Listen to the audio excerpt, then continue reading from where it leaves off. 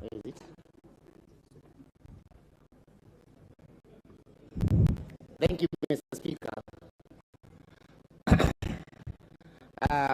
The honourable member wished to ask a question. Could the Cabinet Secretary explain, number one, the circumstances that led to the killing of Mr. Daniel Mutembe on 18th of March 2023 in Nkwego village within Rubate location, Tharaka-Nithi County, which was reported to the police at the OB number 7/19/03/2023. Roman 2. Could the Cabinet Secretary indicate whether the perpetrators of the criminal act have been apprehended since the Rocos thereafter staged demonstration against police inaction in arresting the suspects?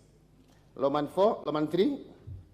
Could the Cabinet Secretary state the measures in place to protect the application in the criminal application number E007 of 2023 filed in the High Court of Kenya in Shuka from threats of impending arrest without formal charges being preferred against them, and the threats to their lives leading to them to be immobile and unable to be united with their families?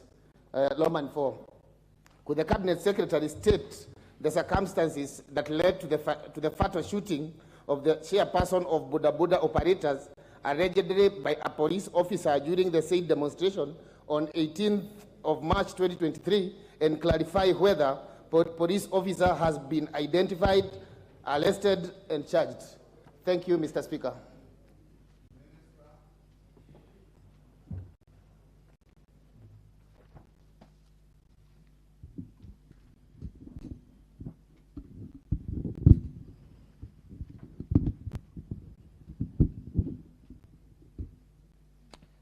Thank you, Mr. Speaker. Mr. Speaker, sir, I would like to thank you for the warm welcome and to congratulate Parliament on the adoption of the new standing orders that allows Cabinet Secretaries to appear before the House and answer questions raised by members of Parliament directly. Honorable Speaker, sir, the member for Chuka Igamba Ng'ombe has asked the circumstances that led, he has asked for an explanation of the circumstances that led to the killing of Mr. Daniel Mutembe on 18th March 2023 in Nkwego village, Rubate location, Tharaka-Nithi County, which was reported by police on the following day, 19th of March 2023. Mr. Speaker, sir, on 18th of March 2023, Mr. Leonard Njeru Mbuba from Rubate location reported that his cousin, Daniel Mutembe, a male adult approximately 34 years, had been attacked the previous night by known people, according to the report, severely and critically injured, left for the dead, rained on for the rest of the night, recognized by villagers early in the morning who were taking milk to the collection point, still alive early in the morning. The Speaker, although critically injured, it was reported that Mr. Mutembe was able to talk and identified those that attacked him and gave their names, 5 suspects. He was taken to hospital, but the injuries were already too much and he succumbed at the Chuka Referral Hospital. He succumbed to the injuries. That report was made and entered into the OB.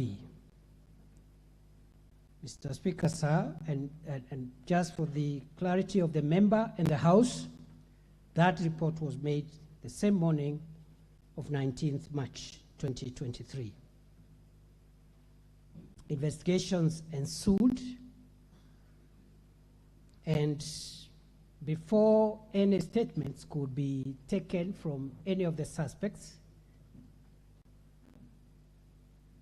the same suspects went to the Chuka High Court and obtained anticipatory bail, restraining their arrest and prosecution until the matter is heard and determined, or until further orders were issued by the High Court.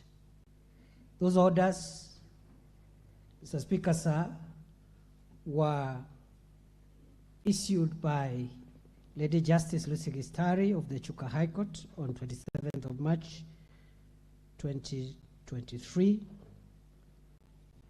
and the order specifically restrained the police from arresting the said persons. The orders also required that the matter be heard today, the 12th of April 2023. Today, the matter was came up for mention, and Mr. Speaker, I can report to the House that in the morning the parties were heard, and I can also report to the House, Mr. Speaker, that for us in the ministry, we instructed the State Council to represent those parties that against whose orders were given, including the Inspector General of Police, the DCI, and all those who were sued. The family of the victim, the late Mutembei, also had hired a lawyer this morning, and both Mr. Mutembei's lawyer and the State Council made a very, very strong argument in an oral application for 2 things. One, the vacation of the anticipatory bail, which was lapsing today, that it should not be extended. And 2, warrants of arrest to issue against the suspects. And both the deceased lawyer and the State Council were on one page, of course, against the opposition from the Defense Council. The ruling on this matter is before the judge this afternoon at 2:30, the same time that the minister is appearing before this House. In between, Mr. Speaker, on Saturday, the 8th of April, which is Easter Saturday, the victims were supposed to bury the late Mutembei, but they felt that this matter had taken too long and could not understand why a matter where there was, in their view, overwhelming evidence pointing at the killers should still be out there. And notwithstanding the anticipatory bail, they demanded that the arrest be done. There was a serious demonstration for most of the afternoon on Saturday, from 3 p.m. to well into the night. They were carrying the coffin of the late Mutembei and demonstrated the whole afternoon, engaging the police in running battles. The police tried to talk to them diplomatically. to bury the deceased as we wait for the finalization of the matter by way of appearance before court today, but they could hear none of it. In fact, Mr. Speaker, the protesters engaged police in throwing missiles when the police tried to use tear gas, and it was really a very, very rowdy protest. And of course, one would understand the public hunger given the circumstances which the deceased had died. Mr. Speaker, sir, the police were able to open the road much later in the night, but an incident occurred around 7 p.m. the same night. One of the local young leaders, the chairperson of the Tharaka Nithi Border Association, one Willis Mugambi, alias Kiraku, was shot dead in the chest around 7 p.m. and died on the spot. And that complicated the matter. And immediately that happened the same night, we dispatched through the Inspector General of Police the Internal Affairs Unit of the National Police Service from Nairobi. The head of the Internal Affairs Unit actually was dispatched the same night to Chuka to travel there and personally take over the investigations, mainly the investigations around the shooting of Willis Mugambi, alias Kiraku, because it was alleged again by some who made reports that they suspected that he could have been killed by a police officer in the process of the riots. So we dispatched the Internal Affairs Unit. It's still there. We have crucial evidence, and we believe very shortly we'll be narrowing down to the person who shot and killed Mr. Mugambi. At the same time, the Independent Police Oversight Authority the following day on Sunday dispatched their team to investigate that incident. IPOA is independent. So while the internal investigations by the police is handled by the Internal Affairs Unit from Nairobi, the IPOA team also from Nairobi is handling an independent investigation so that there are no perceptions of internal collusion or preference whatsoever. The two teams are working, and I am told a lot of progress has been made, but up to now, the conclusion, the investigations are not concluded. So, Mr. Speaker, sir, in between, we have reinforced security presence. As late as last night, there were incidents of, again, a few youths trying to block roads. And we have deployed the Regional Police Commander, Mr. Rono Bunei from Embu, for Eastern Region, is the one personally dealing with that matter because, again, there were aspersions cast at our officers who are based in Chuka. Both the officer commanding Chuka Police Station and the county commander for Tharaka Nithi County. I can report, Right Honorable Speaker, that as we speak, in the meantime, we felt that in order to build public confidence in our officers, the Inspector General of the National Police Service has transferred both the OCS of Chuka Police Station and the County Police Commander of Tharaka Nithi, and new officers have been put in place already as we speak. So that's where we are, Mr. Speaker. We do not have any conclusive evidence. I want to assure the House that, one, we will respect the outcome of the court decision regarding the anticipatory bail, which we have opposed through the State Council. Once that bail is anticipatory bail is lifted, and based on the evidence we have, all suspects are going to be rounded up in minutes. But we cannot violate a court order, and we really hope that our case will be favored by the judge this afternoon to allow us continue with the justice process beyond the point it is at the moment. With regard to the killers of Mr. Kiraku, the Boda Boda chair, again, we believe in the next few days, we will be able to have enough evidence to help us take action, including prosecution of the suspect. I think, Honorable Speaker, that is all I have up to now. I remain at the disposal of this House for any supplementary issues, and also with regard to the other questions that are listed in the order paper this afternoon. Thank you, Mr. Speaker. Honorable Major Dong, do you have any supplementary to that on behalf of your colleague? Thank you, Mr. Speaker.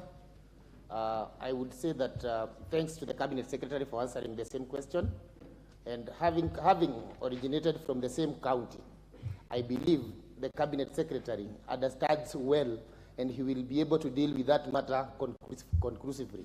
Thank you, Mr. Speaker. That is a comment, Minister. You need not answer. Morugara. Now, those who want to ask supplementaries, you go to interventions, and I'll give only 3. Thank you. Thank you very much, Mr. Speaker. Thank you, the Cabinet Secretary, for that response. But I do have a supplementary question on behalf of the family of the late Willis Mugambi Kiraku as follows. What measures will the government put in place to ensure that the family of the late Willis Mugambi Kiraku, the Boda Boda chairman Tharaka-Nithi, who was fatally shot on the 8th of April 2023, is properly, sufficiently, and adequately compensated for the loss of their kin without undue delay? Thank you, Mr. Speaker. Minister, you note the 3 supplementaries that will follow each other, then you answer. Robert Mbui. Thank you, Mr. Speaker. Having been a victim of police violence, I think it's important to ask this because I know forensic evidence can show the gun that shot the bullet that killed that young Boda Boda rider, and also very many young boys and girls who were killed during the recent demos. I just wanted to confirm from the CS, are shoot-to-kill orders the acceptable by this regime of Kenya Kwanza that you serve? And do the police bosses understand the Constitution and the right of Kenyans to be able to picket under Article 37? Thank you. The Honorable Pauline Lenguris, Samburu Women Rep. Thank you, Mr. Speaker, for giving me this opportunity.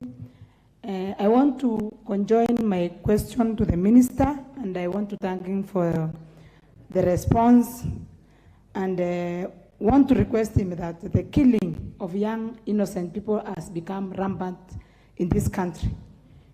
A case in point are also the killings that are brought about by the bandits. Every day, we are losing 2 people every day in the presence of security officers. I want to base my case in Samburu, for example, just related to that case, because killing is just a killing. We are losing people every day. And the minister is aware, I'm sure, is being briefed every day that people are being killed by the bandits who come to displace people in their homes. They are killing in the presence of the security officers who are there, the army, the GSU, the police. So we are wondering, what are these security officers doing when innocent people are being killed each and every day? We have lost properties. In 2 months, in Samburu, for example, we have lost 30 young men and 1 middle-aged woman. We cannot continue in this trend, Mr. Professor Kindiki. Please do something. And if the security officers are overpowered by the bandits, tell us, then we will plan ourselves to deal with them properly. Thank you. The last supplementary minister I'll give for Minority Leader. Thank you very much, Mr. Speaker. Just as a follow-up to the question originally asked by Mr. Honorable Munene, Mr. Minister, Waziri, I must really appreciate the speed with which your ministry dispatched the Internal Affairs Unit and indeed the IPOA to carry out investigations on the fatal shooting of Mr. Mugambi in Chuka. Mr. Speaker, we have similar, more or less similar cases that have happened in the recent past. A case in point is the fatal shooting of a third-year Maseno University student, William Mayenga, in Maseno University by the police on the 20th, I think, of March this year. The second incident is the killing by being run over by a police vehicle of police officer Ben Oduor of Nyamira, or of Keroka Police Station, Nyamira County. Bwana Waziri, could you confirm to the August House if you have similarly, in those instances, dispatched the Internal Affairs Unit to carry out investigations? And if so, what is the progress of those investigations? What is the status of those investigations? Or could we be seeing a case of double standards, application of the law differently in different situations, in different parts of the country, and concerning different communities? Two, is it now a policy of the Kenya Police Service to quell riots by use of live bullets? Is the old policy of using rubber bullets now discarded? And if so, when did this change in policy occur? And for whose benefit? Thank you. Minister, there is a member, Honorable Kamren, who says that if he doesn't ask a supplementary, it will not be good for him today. I'll give him a minute, then you can answer the 5 questions. Asante Bwana Spika. Nataka nichukue nafasi hii Spika. Ya nashukuru waziri amejaribu, lakini ninapoongea saa hii vita inaendelea kwangu Baringo South. Sasa hivi ninapoongea na kijana mmoja tumepoteza maisha, watatu wameumia. Nimetumana pesa ya meli kwenda kuwachukua wale ambao wameumia, na nimetumana gari kwenda kuchukua mwili, na saa hii ng'ombe imeenda, watu wanakimbia, wanahangaika kwa sehemu ya Kiserian, Mukutane na Rukus. Najua waziri alikuwa huko hapo awali, lakini saa hii imekuwa chungu kwamba kazi hii ya bandits inaendelea. Sijui waziri utafanya namna gani kwamba watu wangu wapata amani. Nimeomba kila wakati kwamba au wakora watolewe Rukus, Mukutane na Arabal locations. Au wamechukua hiyo locations sote 3. Hakuna mtu naishi mashule, mpaka hata bandits wenyewe wanaishi kwa mashule. Ile tuliyochenga kwa CDF. Nitakuwa nikicomplain mara ngapi? Watu wangu hawana bunduki. Mimi sio kama wale wengine wana bunduki wanaweza kujiokoa. Sisi hatuna bunduki. Waziri na anaelewa. Naomba kwamba nahitaji amani, na hii watu wangu ambao wameumia saa hii kwa sababu sijui hata ni ngapi. Naomba kwamba waziri, tutafanya nini hii vita saa hii isimame na watu wangu wareje, na hiyo ng'ombe imechukuliwa irudi, na serikali wanisaidie. Hiyo mwili ambaye imeenda na hao watu naumia, serikali wakaramie. Asante sana. Minister, you may answer those 6 supplementaries. Be precise and concise. Given the tremendous interest, I might give another 2 thereafter. Thank you, Honorable Speaker.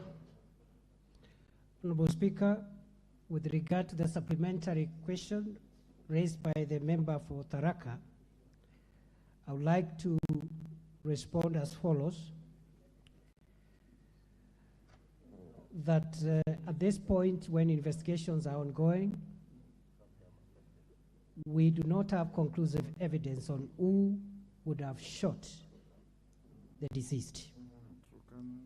However, if the evidence links an officer of the National Police Service or any other government official in the murder of Mr. Kiraku, 2 things I would like to assure the House. 1, whoever is responsible will be prosecuted. And 2, if the person has died in the hands of our officers, the procedures for compensation will ensue. Honorable Speaker, with regard to the question raised by the Honorable Mbui, I would like to respond as follows.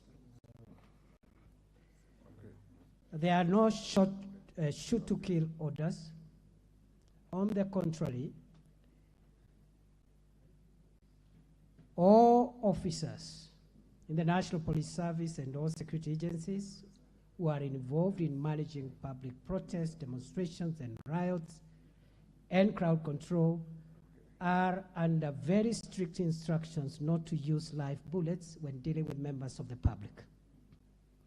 In fact, Honorable Speaker,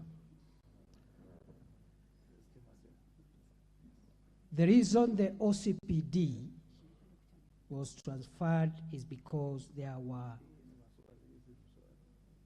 very strict orders given by the Inspector General of Police that there should be no live bullets used in crowd control, not just in Chuka, but even in other protests.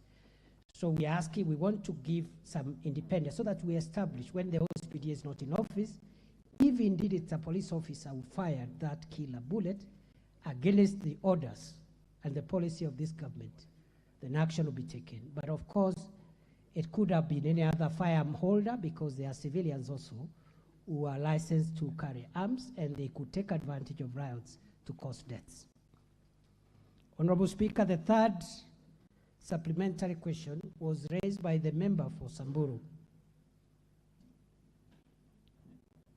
And I want to assure the House, through you, Mr. Speaker, that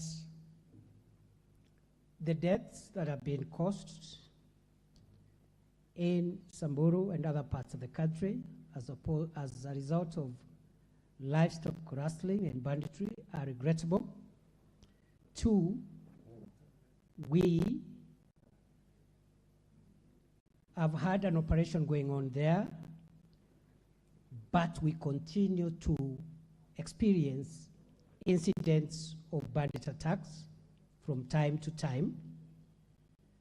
Honorable Speaker, what has happened is that we have been able to dominate the permanent abodes where we suspected bandits were hiding whenever they steal livestock. And because of international standards on the use of force, that is the only reason we gave 24-hour ultimatum to any members of the civil population who could have been mixed up in these areas by way of being family members to the bandits, etc., to vacate. After that, we have been able to actually remove and dominate those areas and remove the threats that used to exist in those areas. But the spiral, what has happened is that during that window of notice we had given to be able to ensure that we don't have civilian casualties, some of these criminals could have mixed with the population. And because the security forces cannot be everywhere and guard every homestead, they are making sporadic raids, sometimes successful. But Mr. Speaker, we have prevented and thwarted and even recovered livestock numerous times on a daily basis. I am even willing to table within the time that we have had an operation in the north, how many livestock have been stolen in all those counties, how many have been recovered, and where, and how many are outstanding. We have not made full recoveries, and the reason is simple. That as soon as a raid is successful, the criminals divide the livestock into small numbers, 5, 10. So the recovery process is a bit slow, painful, but we've made some significant recoveries. I have evidence as late as yesterday, we have recovered livestock in Laikipia. So, Mr. Speaker, the challenge is still there. We do not want to deny that the challenge does not exist. And Mr. Speaker, this challenge has not started this year, last year, 5 years, 10 years. This is a problem that started as early as 1977 in some parts of these areas. We are doing everything possible to make sure that we have a final end of this problem. It cannot be done in a month, 2 months, 6 months, 1 year, but we will reach there. It doesn't matter what it takes. We appeal for patience, we appeal for understanding, and we know that we will get around it as soon as we continue this domination of these areas where the bandits retreat when they steal livestock. In fact, Honorable Speaker, we are upscaling the numbers of security agencies we have. We are doubling them on Saturday. And as I've announced, this deployment will not cease with the end of the operation. Whenever the operation will be called off, the security agencies will remain there for as long as Kenya exists, to ensure that this problem does not recur. Because previously we have done an operation, as soon as there is a semblance of tranquility, we recall the security agencies. Honorable Speaker, the supplementary question was raised by the member for Ugunja, the Honorable Pio Wandai. And I would like to assure the House, through you, Honorable Speaker, that the government has no double standards or does not respond to security threats based on where they happen. In the matters that the Honorable Wandai has raised, in fact, we acted even faster. But there was no question asked for us to report what we have done.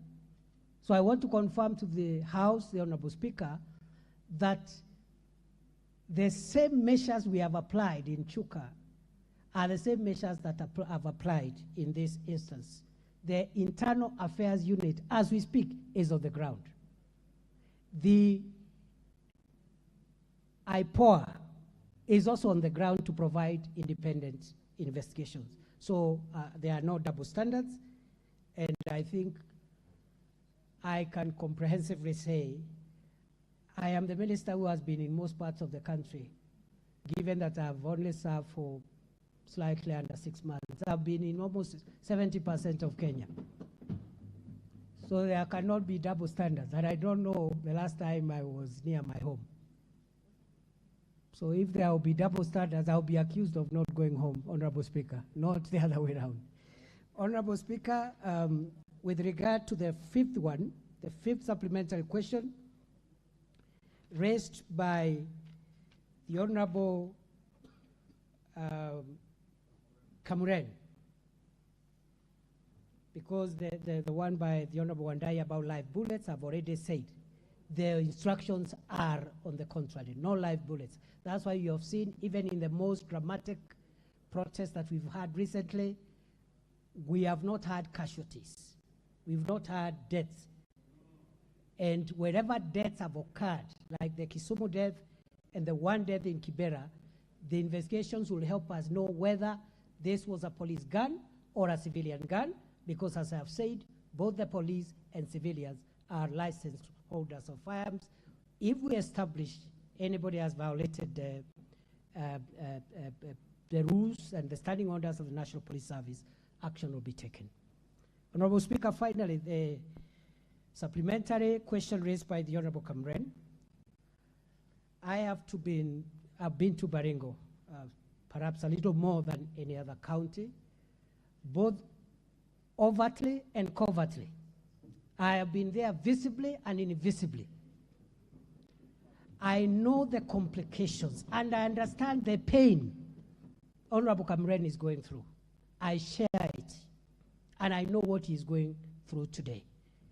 We have discussed with the leadership of Baringo and the other stakeholders and our security commanders on the ground that we must come around this problem so that it's just beyond recovering livestock which was stolen today. For me, I believe we must have a way of ensuring that no livestock is stolen again in the first place. What are the measures we are putting in place? One, this afternoon, we have just approved an additional 200 police reservists for Baringo, 100 for Baringo North, 100 for Baringo South. Training is going to start before Friday because we believe the security agencies cannot be in every homestead, but the National Police Reservice can help mitigate a big way, and we have seen in other parts of the country, NPRs are helping stabilize situation in a big way. So we have approved that. I have provided the money for their training immediately. We will not be asking for any stakeholders to help us. We'll do it, and that will stabilize. Number two, we are opening up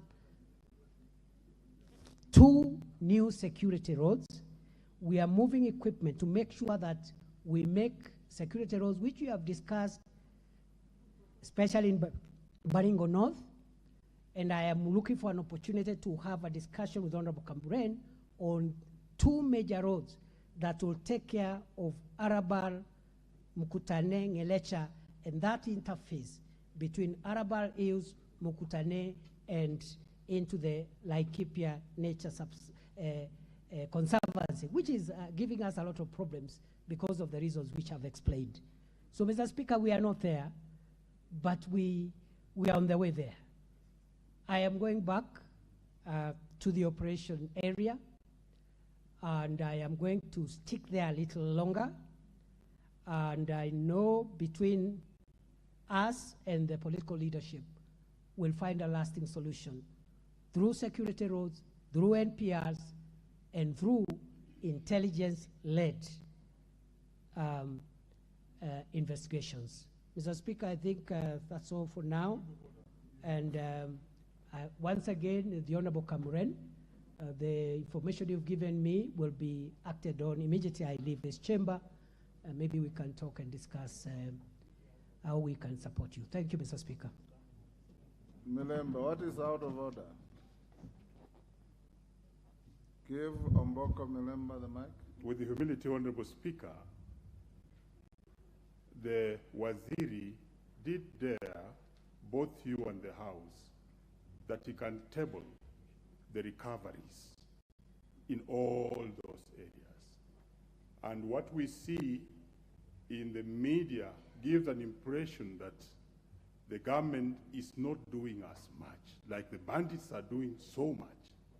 So could you please, Honorable Speaker, if I'm in order, to order that the minister tables those documents immediately so that the people from those areas and Wananchi in general can have confidence in the progress. Thank you, Honorable Speaker. I think it's not papers but statistics that he promised to table. Minister, when we are done, you can pass on the document, the statistics to us. Now, honorable members, I still have members who have worked here, 8 in number, and on the screen I have 11 who are interested in this question. This is a trial run, like I said, and we said we'll be having about 3 supplementaries. But because the members who have come here can take judicial notice are mostly from the epicenter of the security challenges, indulge me to give them a minute each to ask one question each. I don't give you an opportunity to make a speech or to go to unhelpful tirades. Ask a supplementary to the minister, and I'll also ask him to oblige the House with short answers to save on our time. Member for Manyata. And I also notice, honorable members, honorable member for Manyata, you've seen me and you've said you want to ask a question about the Kianjokoma brothers. Now, that is totally unrelated to what is going on now. But you can ask.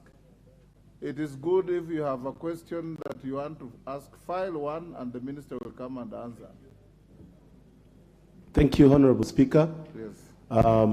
Why I wrote Kenjakoma brother is because we are still reeling in loss of those two young brothers, and we have not recovered up to date. And Honorable Speaker, I first want to say thank you to Waziri, because he has really shown a lot of restraint during mandamanos on the issue of using police force. Honorable Speaker, my question is on the investigation, efficiency of investigation of extrajudicial killing. And we have a case here where police body investigates itself. And I would like Waziri to kindly give us an overview, because he has come in as a new blood with a very nice team that can help improve this issue. But Honorable Speaker, many extrajudicial killing that we have had, including the Yala River famous killings, Honorable Speaker, we would like to know what he is doing as a ministry in terms of policy level to improve on the efficiency of police investigation. Thank you, Honorable Speaker. Thank you, Honorable Member. Turkana Central, 1 minute. Give the member for Turkana Central. There's a mic next to you. Thank you, Honorable Speaker, for giving me this chance, and also I join the rest of the members in thanking the CS for being the pioneer CS to appear before the House. First, as we speak here today, Honorable Speaker, there are families, more than 50 households that have lost their animals, their livestock, in the 1 a.m. raid in Turkana Central, in Turkana East, and in Turkana South. The animals are being driven towards Tiati as we speak, and we are still pursuing the bandits as we speak. Honorable Speaker. Honorable Speaker, in Uganda, there are Turkanas, 32 of them, who are cordoned, wrapped up, and imprisoned through the court-martial in Uganda. One question that I want to ask is, why is the CS not able to implement such also in Kenya, where the caves, the gorges, and the places he mentioned in the Gazette notice, why is there no action in terms of condoning and even wrapping up the bandits in those areas? Thank you, Honorable Member. Number two, Honorable Chair. One question. Okay. You are done, Honorable Member. Baringo North. Yes, Honorable Junet. Hold on, Honorable. Give Honorable Junet the mic.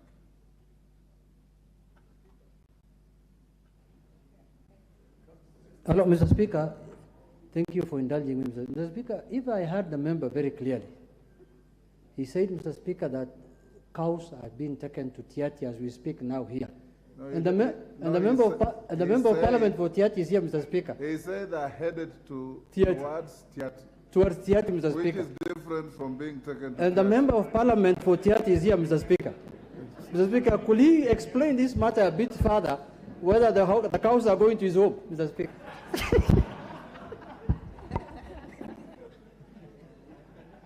That is for... I invite the member for Baringo North. Thank you, Mr. Speaker. I'll utilize the 1 minute as follows. One, Mr. Speaker, this is the only cabinet secretary alive in security who has actually spent his energy and time and resources. Ask your question. So I want to thank him. Number one question, Mr. Speaker, my intelligence is that the bandit that was taken away in hospital in Iten is the one that killed my cousin. And he was taken by 10 bandits in an hospital in Iten, driven to wherever by the other bandits. Could the minister therefore tell us when that wounded bandit who was in hospital will be brought to book? And my last question, Mr. Speaker, I still have the 1 minute, Mr. Speaker. When is the minister going to operationalize the gazetted administrative units in Baringo North? Thank you, Mr. Speaker. Thank you. There was a member who wanted to ask about the abduction of the injured bandit, so you don't have to rise to ask that question. Honorable Ariko.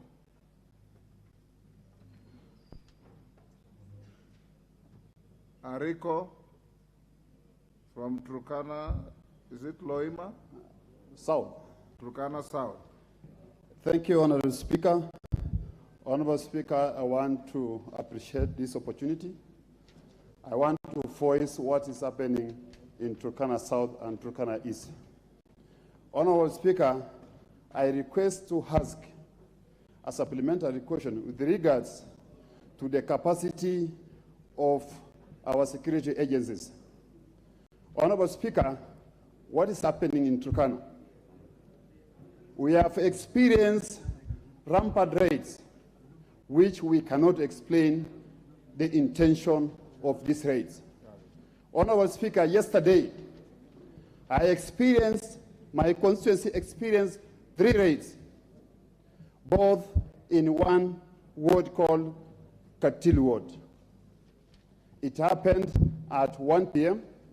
and again a repeated one at 5 a.m. Honorable Speaker, I wish to ask the Minister for Interior, CS Professor Kindiki, do we have a capacity as a country to handle this internal conflict? Because there has been a recurrent raids or conflict in this country. What are the plans now that our security agencies on the ground are experiencing shortage of resources to handle this conflict? Honorable Speaker, as at now, we have surveillance vehicles, we have KDF, we have a number of security agencies in Turkana South. But unfortunately, the response we are experiencing, this response can only happen during the daytime. The bandits have come up with a new strategy. And this strategy is only to raid at night. When our security agents are sleeping, they cannot operate at night. Honorable Speaker, what is the take of our CS with regards to this matter? Thank you, Chair. Thank you, Speaker. Hold on. Thank you, Honorable Ariko. Avoid the temptation to make a speech in the guise of a question. Honorable Kangogo.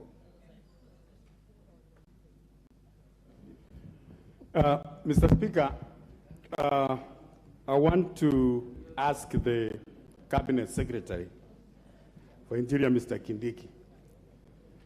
Mr. Speaker, I want to ask the Cabinet Secretary, the National Police, Mr. CS, they don't have the capacity to handle the bandits in Kerio Valley.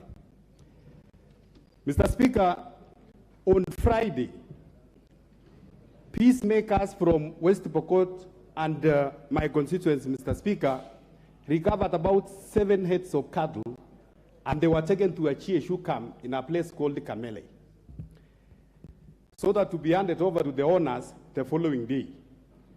Mr. Speaker, that night, a daring bandits entered into a Chieshu camp and took away all the animals. on Friday.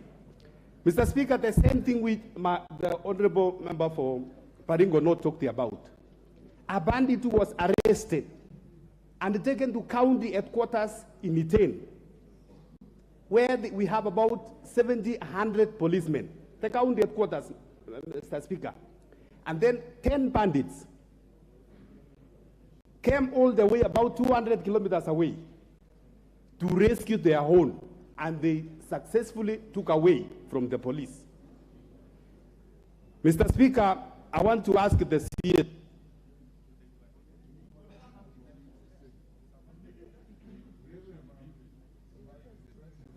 to confirm to this House, Mr. Speaker, that the National Police Service are unable to handle the bandits, and bring a motion to this House so that we can have the Kenya military or the KDF to take over the operations of bandits in Kerio Valley.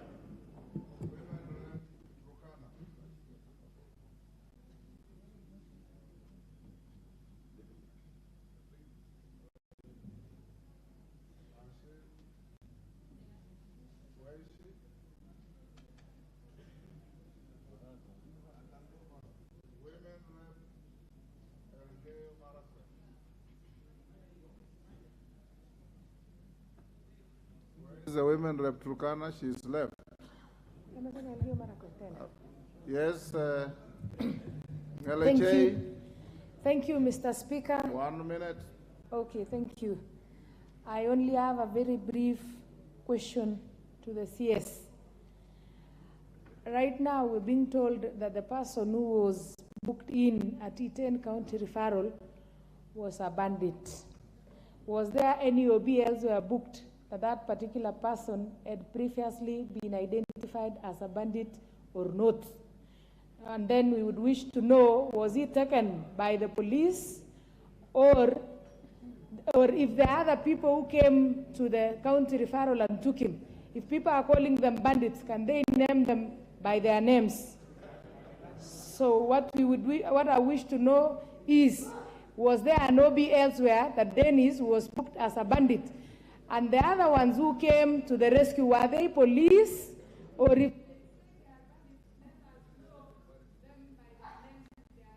as bandits? Thank you, Mr. Speaker. Thank you. Last, the Honorable Farah Maalim.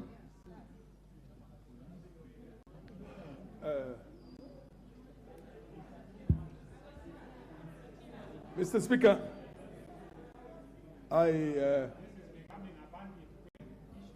Mr. Speaker. Minister be ready to answer after Farah. Yeah, Mr. Speaker. Honorable members, be patient. If I'm satisfied there is enough interest, I'll give another round. Mr. Speaker, this is, I must commend the government on this, because this is the first time the military has been used for a peacekeeping in this country where there was not a genocide the way it was done in Wagala, in Wajir in 1984. And my biggest worry was that this was going to be heavy, and it's going to be military is not for this kind of things. But the fact that you have protected the lives of the innocents and you're just looking for the actual bandits themselves deserves a lot of compliment. My question, Mr. Speaker, is, Mr. Minister, have you tried some soft power?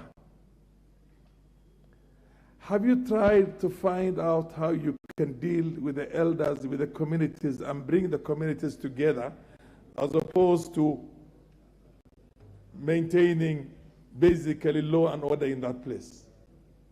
Have you also tried to look at the social issues that underpin, because there's only one community that everybody's complaining about, the Pokots. The Pokots are the poorest, they are the least educated, there's the least what they call infrastructure in order. Order, Farah. Order. The member from Balambala, you are out of order. Can you conclude your question? Mr. Speaker, we need to educate those children, Mr. Speaker. We have heard this before, Mr. Chairman, Mr. Minister. Thank you very much. I've discussed some of these things with you, and I'm sure you're going to take them into consideration. But let's look at the social conditions in there, first of all. When you have a very poor social condition somewhere and everywhere around there has got some wealth, then of course they will go and try and go and attack those places. So my question is that let's look at soft power. It has worked in Northeastern Province, for your information. And also let's see how we can change the situation of the children of Pokot there. Thank you. Who is raising a point of order? Moroto, what is your point of order? Because Pokots were mentioned? Yes. Yes, Mr. Speaker. Yes. Mr. Speaker, I want to say thank you very much for giving me also this chance to say, when these people are talking, they are talking as if they are the holiest. When they are also killing. I lost about 5 people the other day and this morning in a Takwel. From the other south. I've given you a floor because you are challenging what Farah was saying. Now you are pursuing a totally different agenda. What was out of order that Farah was saying, that's the reason why I gave you the floor. No, Mr. Speaker, I was just asking what I have in my mind. I was not following what Farah said. My question, I just want to, Mr. Speaker, I don't want to take time. I want to congratulate the CS, and I want to ask him to use the intelligence services. For these guys here speaking here, let them also be put in so that they can know how to control themselves down there on the ground. I come from Kapenguria. We used to have the problem between West Pokot and Trans Nzoia. But this time, there's nothing there. Because we met and we sat like leaders and walked together. These guys, now they're now talking here, and they cannot even go to ground, and they invite us to come and tell them what to do. Mr. Minister, start with these people. The members, put them in. Honorable Moroto, you are totally out of order. You are imputing improper motives on your colleagues. Minister.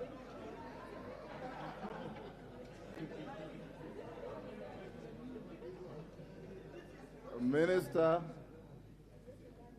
if you can give quick, short answers to those short questions. We still have 4 questions for you, and we have done very poorly. 45 minutes on this one. Yes, Mr. Speaker, I will do as guided on the first matter.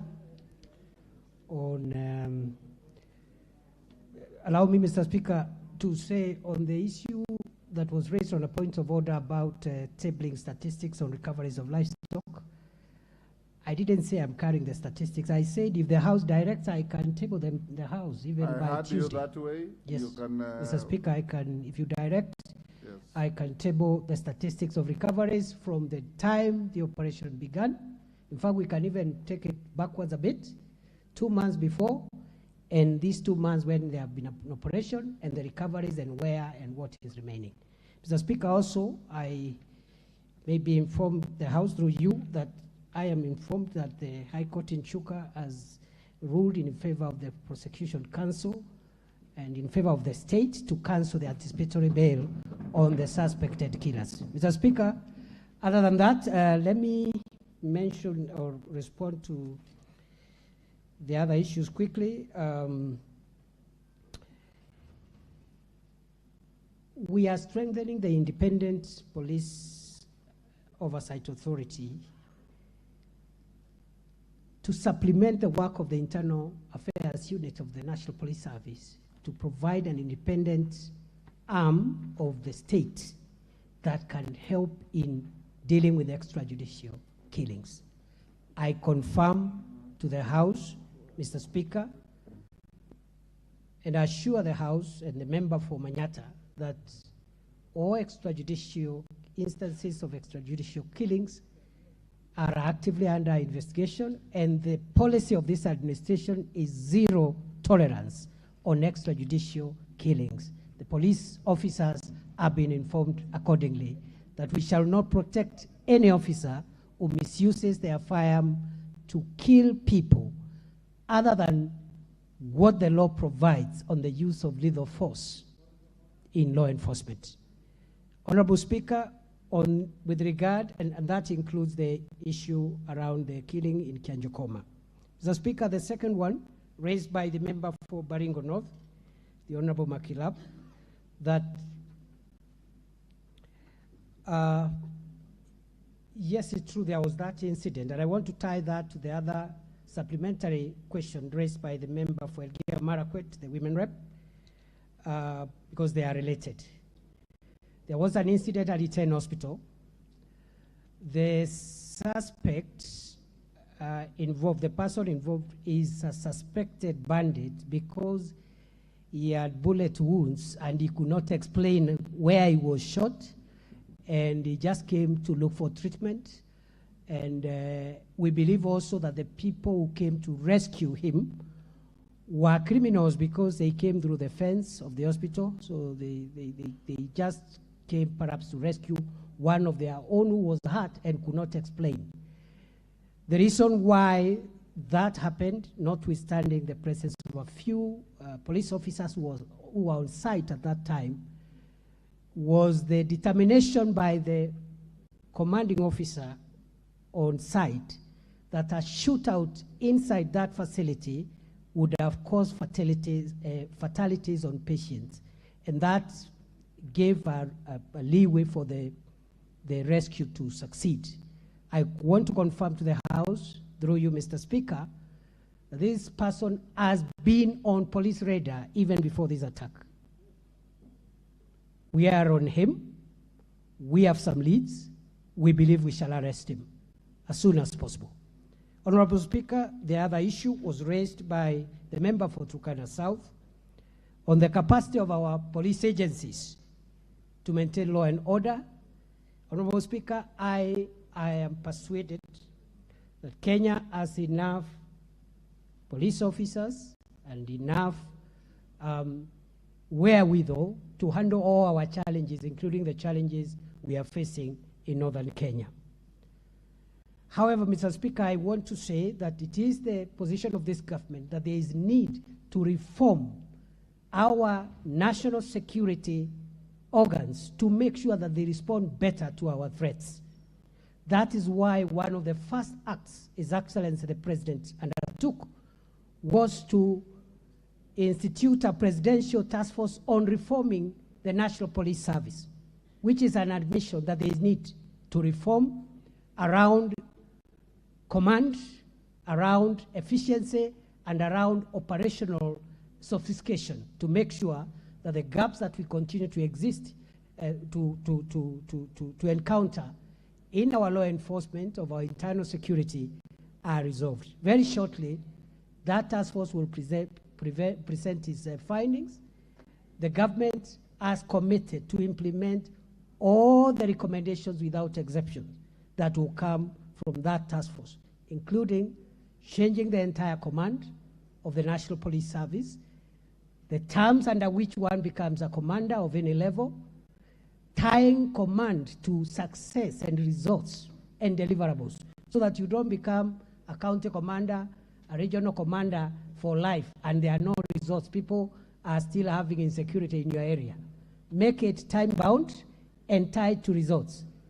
And even that reform, even as we wait for those recommendations, we are continually addressing command issues to ensure efficiency. Even this afternoon, I think the government and the National Police Service will be announcing changes in the top command of the National Police Service, starting with the appointment of the Deputy Inspector General of the Kenya Police Service, whose recruitment process is complete. And we have had a gap there for a long time because the immediate former Deputy Inspector General of Police was indisposed. But from this afternoon, that gap is going to be filled, and that will help the Inspector General perhaps to respond a little better and quicker, even as we wait for the other reforms. Honorable Speaker, I have one other last one, the one that was raised around the issue of what measures we are taking to make sure that the gaps we are having are sealed. One, the House may want to know that in 2014, the government started a police equipment modernization program, which ran for 3-4 years, but stopped after that. It was to the tune of 10 billion shillings a year. It really helped to improve the security at that time.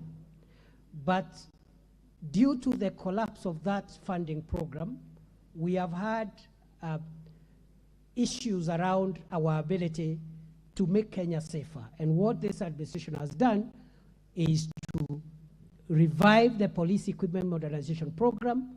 And for the next 3 years, the government of Kenya will spend 20 billion shillings to ensure that we modernize our equipment. I am happy to return here if the House requires so in 3 months, because by that time, in 3 months from now, I expect to have revived the police air wing, which is completely dead. I intend to have acquired at least 3 gunship helicopters for the National Police Service so that we stop depending on the military, because they also have a national duty to perform. I intend to acquire some unmanned armored vehicles, UAVs or drones, and going forward, increasingly, we are going to yield the benefits of technology-driven, intelligence-driven operations. I am happy to come back and report progress on this after a few months on the request of the House. I think, Honorable Speaker, that is it. Maybe if I've left anything, I'll be reminded, but... Only one, far as soft power engaging... Soft power, I agree. Honorable Speaker, I agree. Thank you for the reminder, sir. We believe that the long-term solution of this problem is not just the hardware. But we have made a policy decision that before we can engage on long-term solutions, including issues of economic empowerment and social amenities, we must silence the guns first. We must do whatever it takes to make it rare that there is an attack, there is there's gunfire everywhere. And after that, now we can sit down and ask ourselves, why is it that this problem is recurring all the time? The ministry has developed a master plan in conjunction with other stakeholders, including the military, for infrastructural development of northern Kenya, which will begin from December this year, rebuilding schools, providing amenities, and also engaging communities for peace building, and that will now come with both disarmament, forceful and voluntary. But first, before we engage in any of these programs, Mr. Speaker, we are persuaded that we must silence the guns. As soon as we acquire the equipment we are looking at as the National Police Service, there will be a lot of change. But even as we speak, we have made a lot of changes in evacuating the gorges, the valleys, and the hideouts. And the attacks that are happening now are attacking in the criminals who may have used the window we had given for evacuation of civilians so that we comply with international law. That allowed a few, in our view, to escape and mingle with populations. And they are the ones giving us problems, which we are resolving through NPR and through the technology that we are acquiring in the next few weeks or months. Mr. Speaker, I thank you. Thank you, Minister. Honorable members, I know there's much more interest on this, but we have to move to the next question. Question 074 of 2023, Member for Gilgil, Mother Wangari. Thank you, Mr. Speaker. I rise to ask question 74 of 2023 to the Cabinet Secretary of Interior and National Administration. Number 1, could the Cabinet Secretary explain why there is a shortage of birth registration materials, also known as B1 forms, in health facilities across the country? Number 2, could the Cabinet Secretary explain why mothers in public hospitals, especially those on the national government Linda Mama program, are subjected to unnecessary detention after discharge as a result of unregistered births of their babies due to the above-mentioned shortage yet it is the duty of the government to provide the B1 forms? And finally, what steps has the ministry taken to ameliorate the situation and ensure that mothers who are due for discharge are not forced to incur any additional bills due to the unjust detention in hospitals owing to the government's incapacity to promptly register births as a result of the lack of birth registration forms? Thank you, Mr. Speaker. Minister. Thank you, Mr. Speaker. Mr. Speaker, I think this is a soft question. Yes. Mr. Speaker, we admit that we have challenges in the availability of Form B1s. And this is a problem that started last year around April 2022. And the challenge is arising from the capacity at the government press. The government press has not been modernized for a very long time. The equipment they have and the human resource capacity does not allow them to print enough security documents, including these forms, quick enough to meet the rising demand. Therefore, you will see in the response, the written response which I filed before this House, Mr. Speaker, I have attached 3 letters which we have written as a ministry to the government printer, requiring them to increase the speed at which they are supplying us with Form B1s. I can report to the House, Honorable Speaker, that the demand right now is the supply is 50 books of 400 forms per week, but the demand is over 1,000 books of that size. So you can see we are supplying less than, almost a third, less than half of the requirement. What measures are we taking? Other than writing letters, we have changed the management of the government printer because we also would believe that part of the challenge is the innovation of the leadership at that unit to provide off-balance sheet, off-budget solutions to some of the capacity challenges we are having.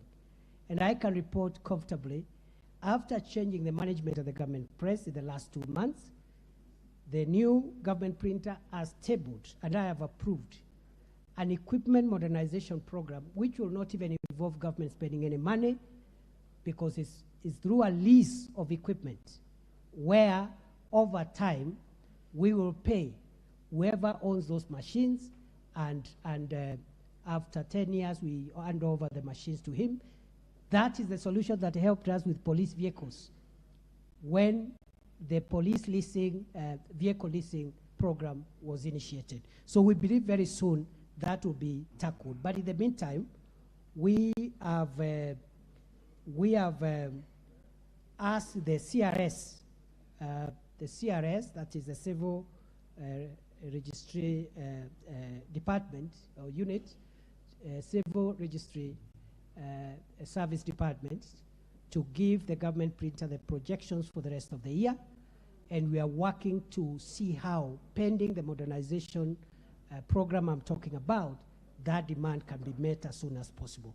Mr. Speaker, finally, on that issue, I want to assure the House again that perhaps when I come back, the members will have positive feedback on this service, because we believe the registration of the births of our children and the deaths of our departed persons should not be aggravated further by absence of documents. The member for Gilgil has also asked whether the detention of young mothers in hospitals, especially under the Linda Mama program, is linked to the shortage of these booklets. The government's position is that this is not the case for 2 reasons, Honorable Speaker. Reason number 1 is that birth registration is free of charge, so it cannot be the purpose that makes a mother to be detained in hospital beyond the time she's supposed to be released. Secondly, why we believe this is not the cause is because the registration of births is allowed to take place within a period of 6 months after birth. So long as it's done within 6 months, it's lawful. So it cannot be the basis of saying, you know, we hold the mother in hospital who has given birth because of lack of these booklets. That notwithstanding, when I got this parliamentary question, I have directed the civil registrar to provide us with a solution. Even as we wait for this equipment, we need to find a solution so that should the House require me to provide an update in the next few months, because the equipment program may take around 6 months because of the nature, the financing and the contractual arrangements, we will have an answer. Finally, Honorable Speaker, is that we have shortage of personnel. That's another challenge we are having in that department. We have only about 286 civil registrars for the whole country, against the establishment of approximately 1,400, which has been approved by the Public Service Commission. We are trying to see how, even if we don't fill the entire complement, the Public Service Commission can help us perhaps hire a few more in the financial year that starts June 2023. Majority Leader, Wangari, you want to have your first shot? Let Majority Leader go first. I'll give you. Thank you, Honorable Speaker. And Honorable Speaker, may commend the CS for being the first CS to appear in this session. But Honorable Speaker, you will, and the House will appreciate that the reason, part of the reasons why we wanted CSs to appear before the House is for them to answer to questions that are of concern to the people, but also to use this opportunity to expound on government policy, on what government is doing. Honorable Speaker, it has been my belief in the past, and maybe something the CS will work to change that belief in me, that the personification of bureaucracy in government and the personification of liturgy in government operations resides in the Ministry of Interior.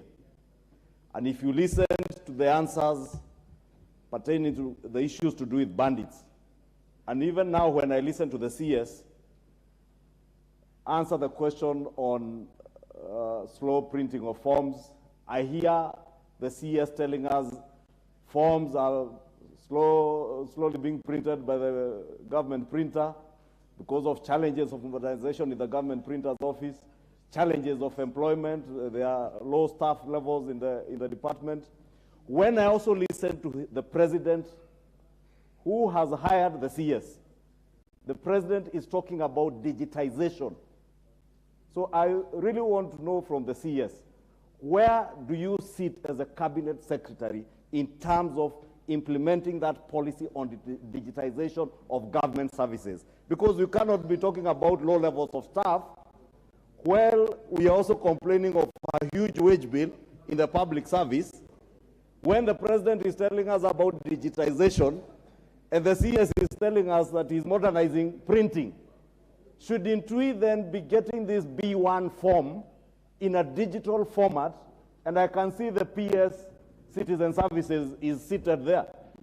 The PS Citizen Services have engaged with him on a unique identifier system that seeks to capture data of newborns digitally, electronically. But now the CS is telling us about modernizing the government printer, hiring another person at the government printer who will be more efficient, leasing equipment instead of buying new equipment.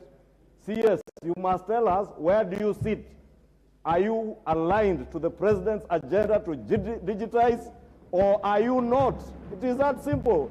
Cabinet Secretary. Thank you, Mr. Speaker.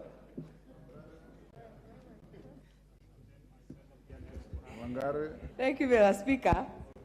I was hoping that this would be a softer question because it has no guns, but I can see the guns are already coming out. But I want to just also thank the CS, congratulate him for being the first one in this very unique arrangement where we get answers firsthand instead of what we used to go about last parliament, 11th parliament, chairs who had no substantial answers. I have listened to the CS very carefully, and Mr. Speaker, this small matter of birth registration may look small, but the inconveniences it gets to people and to the public at large are huge. You want to take your child to grade 1 to register for NEMIS, you need a birth certificate. You want to get a passport, you will need a birth certificate. So, Mr. Speaker, I am actually perturbed to hear the CS say that he has written letters to the government printer, who is also anchored under the same ministry. I do not have the advantage of the annexes, so I will not speak to the letters. But my question is, follow-up question is, what are the timelines that we are looking at? And the reason I ask that, Mr. Speaker, is because shortages with birth registration, with death registration, shortages with IDs, printing materials are treated as normal. So my first question is, how does the civil registration services sit in the ministry in terms of budget allocation, in terms of autonomy, in terms of being able to run these services, Mr. Speaker? Number 2, supplementary. Mr. Speaker, this is my question, and you did very badly with that. Thank you, Mr. Speaker. I'll try to be very quick. The other one is the fact that the annexure between the Linda Mama parents, Mr. Speaker, and Linda Mama women. I am a practicing mother. I have given birth in the not so long past, Mr. Speaker. And I can tell you, whether you give birth in a public... Not being a mother is a practice? Yeah, it's practicing. It's still ongoing. It's still ongoing, Mr. Speaker. But I'm just confirming, because I have gone through it, I know whether you give birth in the public hospitals or the private hospitals, you must be issued with that short pink paper that is called a notification, Mr. Speaker. That notification, you can use it in 6 months. But hospitals, and scrupulous hospitals, Mr. Speaker, are detaining mothers so that they are there for longer, so that the bills accumulate to pay. But that pink paper, even for home deliveries, Mr. Speaker, is gotten from the B1 paper that I'm asking about. So that is the annexure with the Linda Mama. And finally, Mr. Speaker, last Parliament, I brought a motion here. It was overwhelmingly approved because many members, including Muhaya MP, the Northern Kenya, Mr. Speaker, do not have civil registration centers.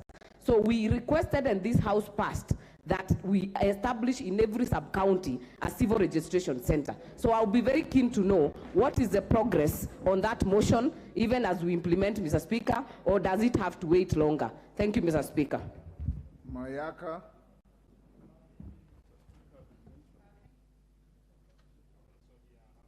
Thank you, Honorable Speaker. Honorable Speaker, my question to the CS, who is a fellow left-handed, so I'm sure he'll think quick on his feet, is in relation to single mothers. The issue that most single mothers experience when they are transitioning from birth notification to birth certificates is that they are not able to get birth certificates for their children because in most instances they don't have IDs of their father. So my question to the CS is, what support can you give to the single mothers to ensure that they get birth certificates for their children, because they need this to be able to process medical insurance for their children? Thank you. Dr. Nyikal, if you can be as brief as that, it will be very helpful. I take 4 and close the chapter to the next question. Thank you, Mr. Speaker. May I also appreciate the Minister for being the first to answer questions here. Mr. Minister, the question was the Cabinet to explain why mothers in public hospitals, then especially Mama Linda, you therefore, okay, Linda Mama. Okay. Why mothers in public hospitals, especially those... out a personal secret. Yes. Why those on Linda Mama program are delayed? The implication of the question, Mr. Speaker, is that actually in private hospitals, this is not a problem. And those mothers who are also paying directly is not a problem. This is not in line with the minister's answer, which is that there is a shortage of forms at the printing level. If the problem was at printing level, then obviously this should affect all mothers, whether private, whether Linda Mama. So that's what is the issue there. And also, the number of children that are born annually is a factor that is publicly known. It's about between 1.5, around 1.5 million. And the minister is saying he needs information on this number. So if that's not satisfactory, can we have clarification on those 2 points, Mr. Speaker? Thank you. Dr. Bukose. If you ask just one question, Mr. yes. Speaker. Thank you, Honorable Speaker. And I want to thank the Cabinet Secretary and congratulate him for being the first. Mr. Speaker, CS, my question is about the Huduma number, Huduma cards, Huduma number. What happened to them? Because at one time, a lot of colossal sums of money were used to procure the Huduma number. Is it still there? What happened to it? Thank you. Mary Emase.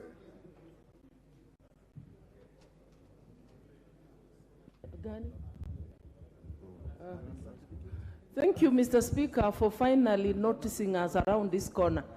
Mr. Speaker, I want to emphasize on the issue of decentralizing issuance of birth certificates. Mr. Speaker, it is a very serious issue. My mothers go to another sub-county to look for birth certificates. And sometimes they're told those forms are not there. They have to travel so many kilometers severally. So I just want to emphasize that there is need to have a center in every sub-county. And Mr. Speaker, speaking of security, because I do not have time to ask, I just want to add one. That sometimes we even use our assistant chiefs and chiefs actually to collect those birth certificates, take them to the center. And I want to just request the CS kindly. Across the country, we have administrative units where the chiefs or assistant chiefs have passed on or have retired. They have not been replaced. A number of administrative units, like even divisions like in Teso South, were created. They have not yet been operationalized. Kindly, can you do something about it? Because they play a critical role in security. They help us with the birth certificates. They help us in even acquiring IDs. If there is no assistant chief or a chief to do the vetting, then our people are not getting these very necessary services on time. Thank you, Mr. Speaker, for this opportunity. Mary. Now you have resorted to raising your hands like in a classroom.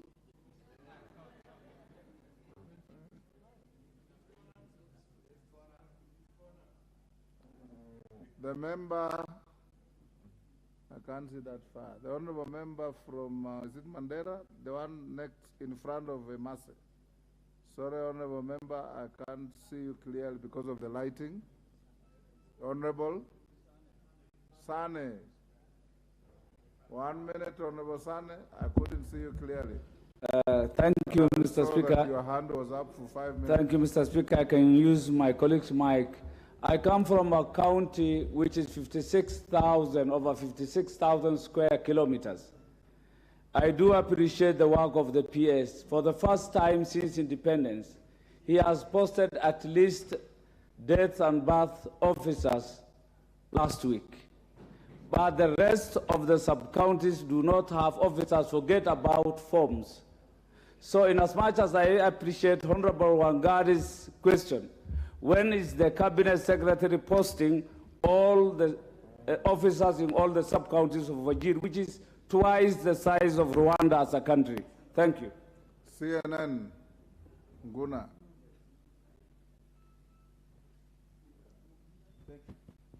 One question. Thank you, Speaker. Speaker, some members here are very lucky. I am talking of the new constituencies which were created in 2013. In my constituency, Mwingi West, there is no single registration center on this. What is the ministry doing to ensure that these constituencies, at least members don't have to go to other constituencies to access the same service? Thank you. Minister, You may answer those, and just before you do that, allow me, in case we have held these students for too long, we acknowledge the presence of students from Mamangina Senior School in Kikuyu, Kiambu. They are in the public gallery, and in the speaker's gallery we have St. Albert the Great, Siakago Boys High School, Bere North in Embu. You are welcome to the House of Parliament. Minister Hall, I give a member for Lamu East, and who is out of order, Madam Chelule, to run across the floor with your hand raised. Asante Bwana Spika kunipatia nafasi. Nami nimuulize waziri ana mipango gani kwa wakazi wanaoishi mbali na ambapo hawana maofisa wala hawana hizo ofisi.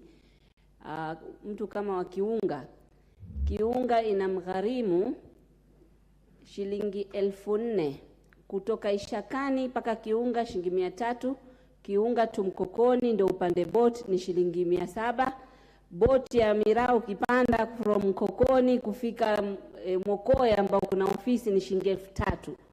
Njia moja ni 4,000 kurudi, 4,000, 8,000 kwenda kutafuta birth certificate. Sehemu kama hizo una mipango gani ambao hazina hizo ofisi? Paka tuje maeneo bunge mengine ndio tutafute hizo huduma. Asante Bwana Speaker. Let's have the answers now. Minister. Thank you, Honorable Speaker. Honorable Speaker, one of the priorities for us as a ministry is institutional reforms within the security sector, immigration, citizen services, prisons, correctional services.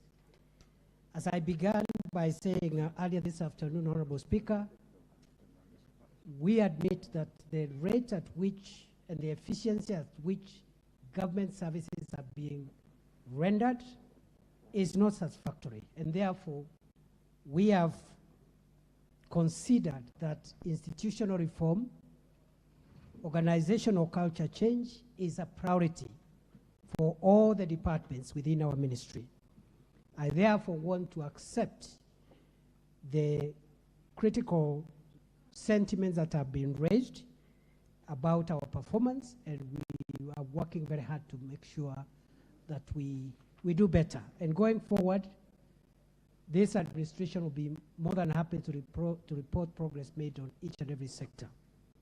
We have instituted baseline service for each and every service that we are offering, so that every 3-6 months we can be able to track progress.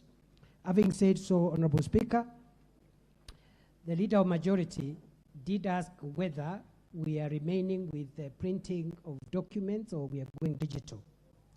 Honorable Speaker, the policy of government is to digitize all the services that it offers. I can report, as we speak, 5,771 services are partially digitized, out of which 3,293 services across government have been digitized end to end, and the other 2,498 are not partial, they are not end to end. The total is 5,771, 2,498 partially, 3,293 completely. So that is the policy. Digitization, Honorable Speaker, will come with its challenges, but it's a decision this government has taken to proceed that way. However, Honorable Speaker, that does not take the words that I spoke earlier, that still, as we wait towards complete digitization, we must continue producing and giving services, because our mothers are still giving birth as we speak, as we wait for this process to be consummated completely. And therefore, We are intended to make sure we satisfy the demand. I want to assure members we'll make progress. The Honorable Member for Gilgil asked for timelines.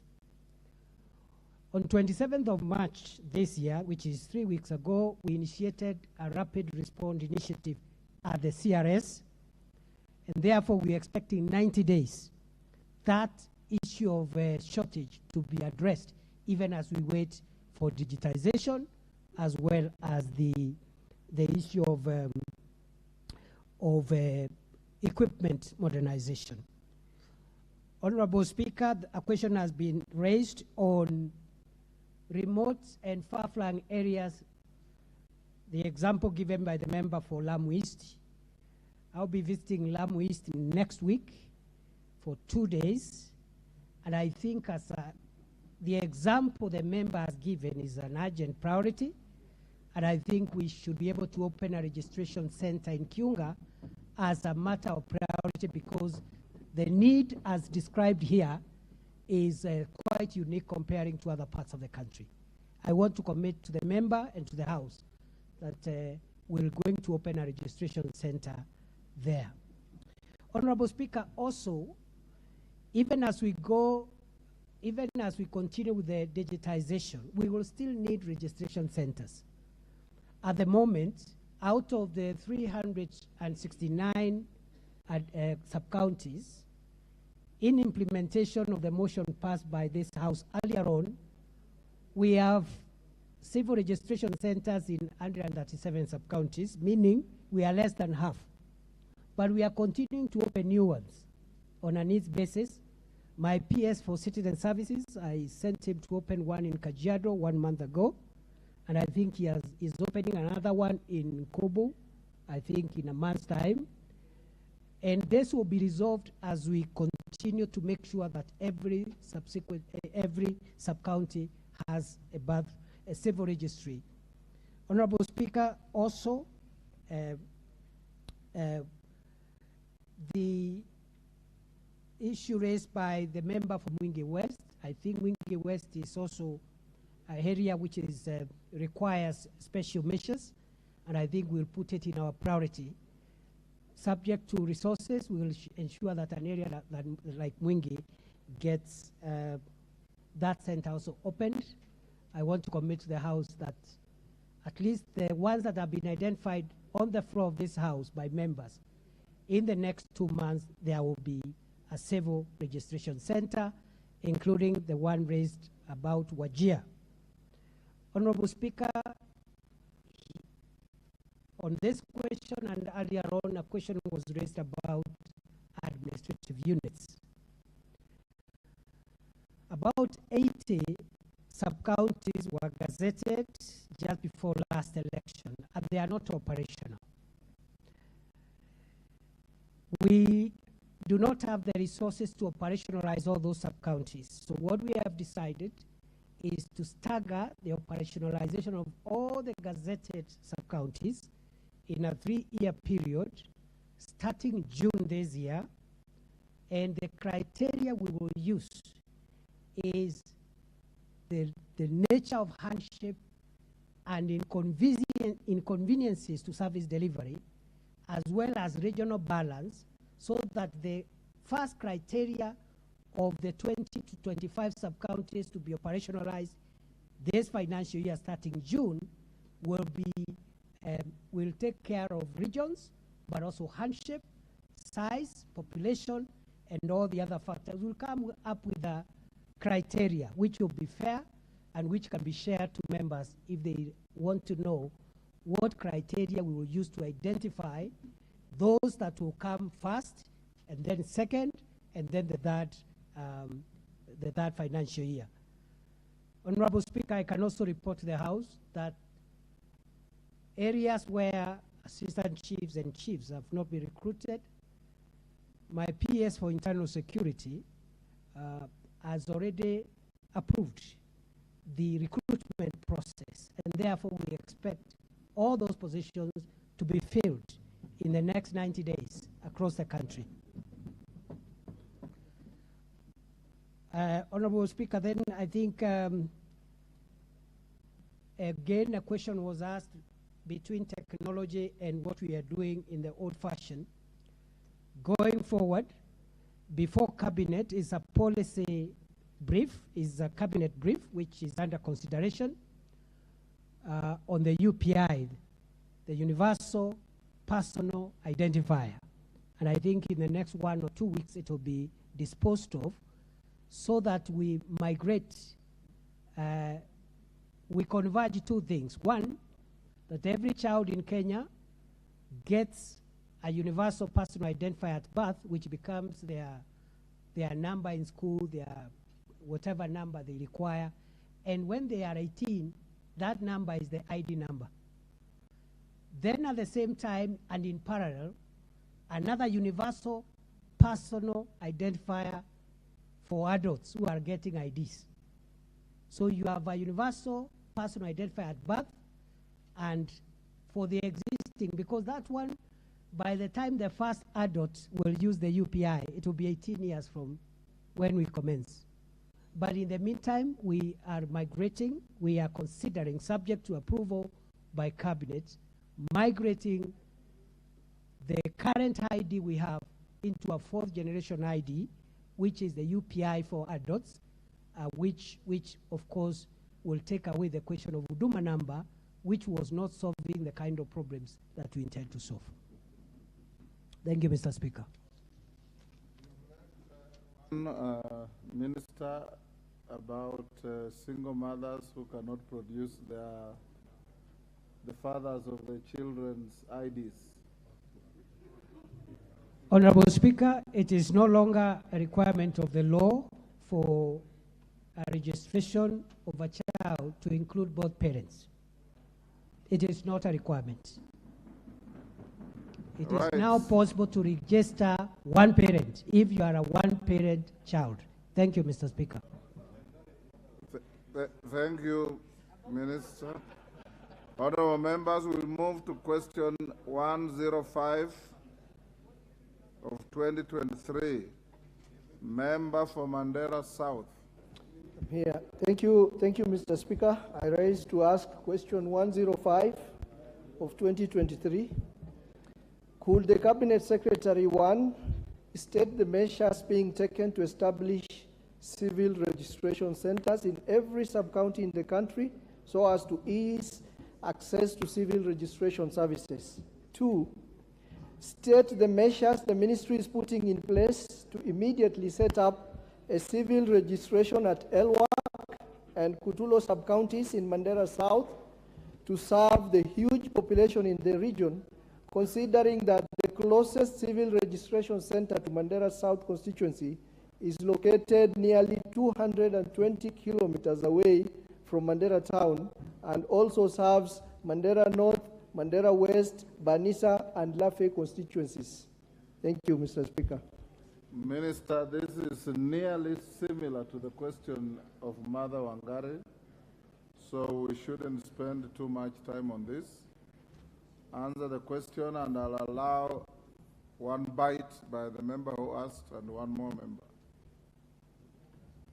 Go ahead, Minister. Thank you, Honorable Speaker. Honorable Speaker, just as I have told the House on the issue of operationalization of the administrative units that are gazetted and not operational, we are finalizing a criteria which will help us implement the recommendations of this House in the motion which was cited by the Honorable Member for Gilgil, to make sure that every sub-county has a civil registry. So what we've done is that we have taken the remainder of all, we have taken the list of all the sub-counties that do not have a civil registry, and we want to implement, because there are quite many, unlike the sub-counties, we want to implement that motion in the next 5 years, but based on a criteria. That criteria, just as in the first case with sub-counties, will be as follows. First of all, those that will get centers, because right now, Mr. Speaker, if I can explain this for half a minute. At the moment, we are opening these centers on the request of individual members of parliament. Like I cited the Kajiado North, it was a request by the MP. I cited Imenti South. The member for Imenti South, who I can confirm, is the one who wrote and requested for a center. And we felt that perhaps we should have an objective criteria so that, again, we make sure that that implementation of the recommendation of this House is done fairly, equitably, and making sure that every part of the country is covered. So the criteria will involve, first of all, regional diversity, so that we pick in the first year, every region of our country will be represented in those that will be open this year, but also special and unique circumstances like topography, hardship, population, and so forth. Going forward, to avoid, complaints, public complaints, at a future date, now that this tradition of ministers appearing before the House has begun, I'll be more than happy later on, when the opportunity happens, to provide an update to the House where we are, the criteria we are using. By that time, we'll have adopted it, and then the rollout to ensure that no part of the country is favored and no part of the country will be left out. In fact, on the Wajir issue, generally northern Kenya, upper eastern, upper coast, pastoral areas generally, I think special attention will be given to those areas because I have been there and I know it is quite challenging when one has to travel, as was the case raised by the member for Lamu East. You use 10,000 shillings to go and look for a birth certificate. Another Kenyan is using matatu and paying 50 bob to and fro. But all these factors will be taken into consideration because we want an equitable country and a country where public policy is informed by objective criteria. Mr. Speaker, I thank you.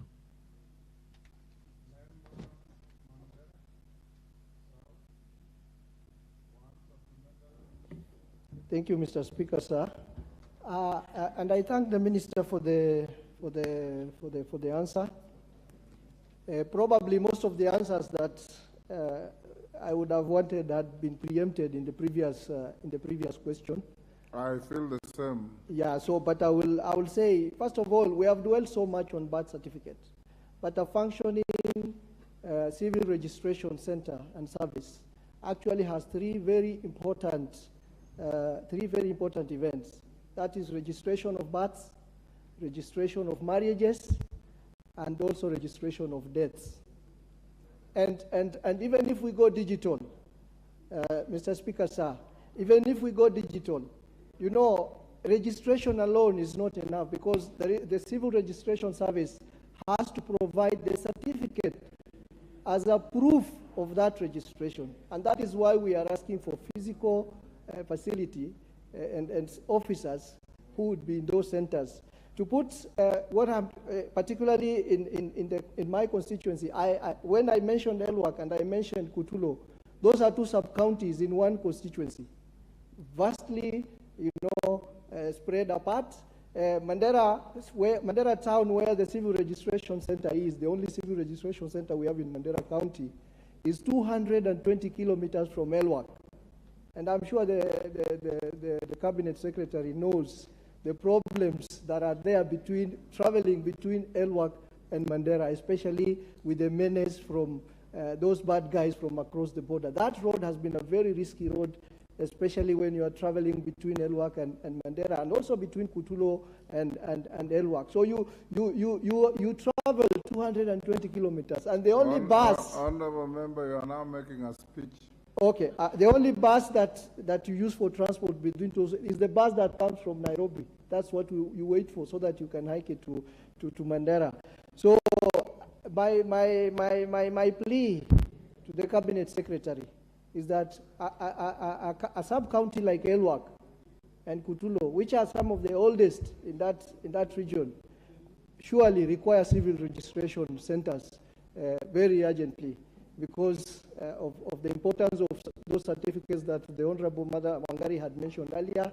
The NEMIS, if you want to travel with your child from Mandera now, you cannot take that child on the flight if they don't have a birth certificate. And this all is a challenge, and we require those documents in Mandera. I think the answers that have been given, the usual answers that we hear when government gives answers to, lack of facilities, lack of officers, lack of funding. These are answers which... Honorable Harrow, you are debating. Okay, sir. I gave you an opportunity to ask a supplementary if you feel your question was not sufficiently answered. So what the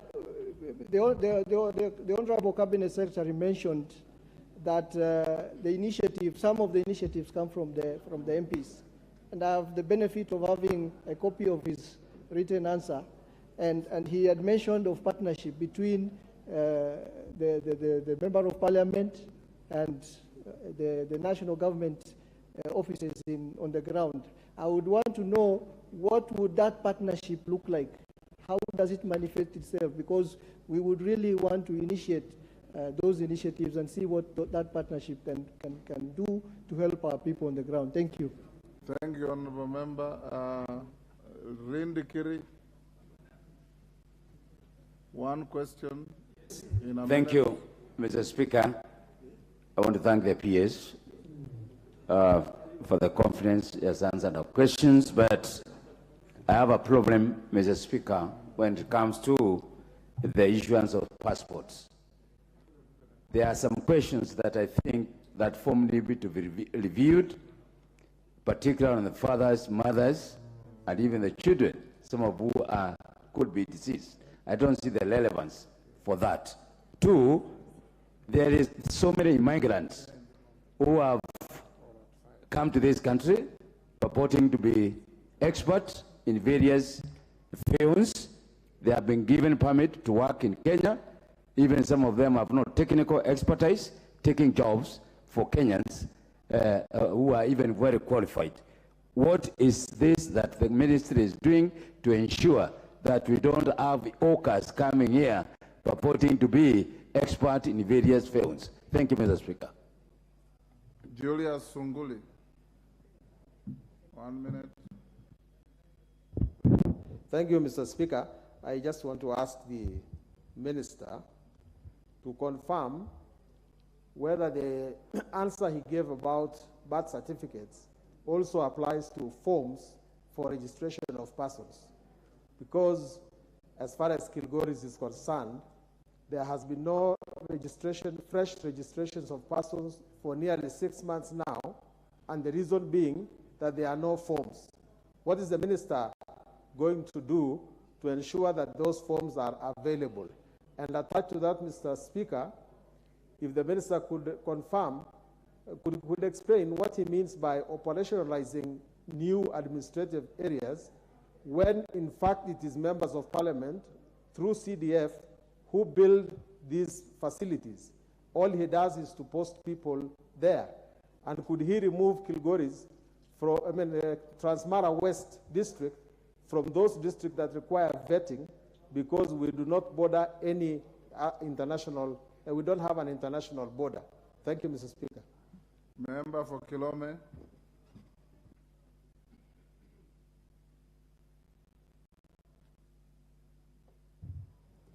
Thank you, Honorable Speaker, for the opportunity. Mine is just very brief, and this one goes direct to the CS. I had a serious meeting with the CS for the last, like around 60 days, and they promised me that this is Kilome constituency, CS. You promised me I will get a registrar in my constituency because I already have the office. So I will just want to make a follow-up on the same. Thank you, Honorable Speaker. Last on this, Johanna Ngeno. Thank you, Mr. Speaker. I also wish to congratulate the CS for the questions and answers he has made. Mr. Speaker, mine is just almost on the same issue of registration centers. Mr. Speaker, I would wish the CS to consider whether in those areas where there are no registration centers to make mobile registration, so that those people who cannot, or by the time the government puts money to build offices and send officers there, people should be able to access those particular registration centers.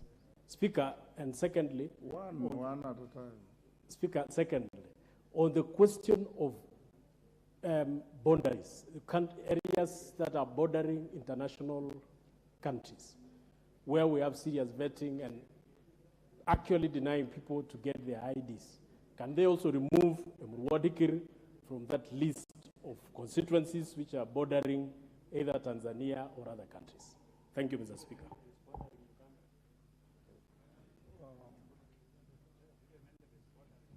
Can we stop here on this question, members? Yes. Minister, answer those supplementaries.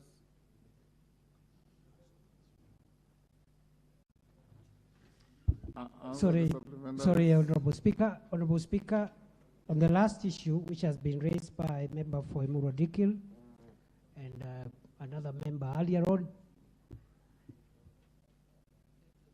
the government takes the view and has decided that vetting is a discriminative process which exposes citizens from certain parts of the country to unduly difficult procedures. Of course, the reason why this policy has been there is for good reasons. It's for our national security.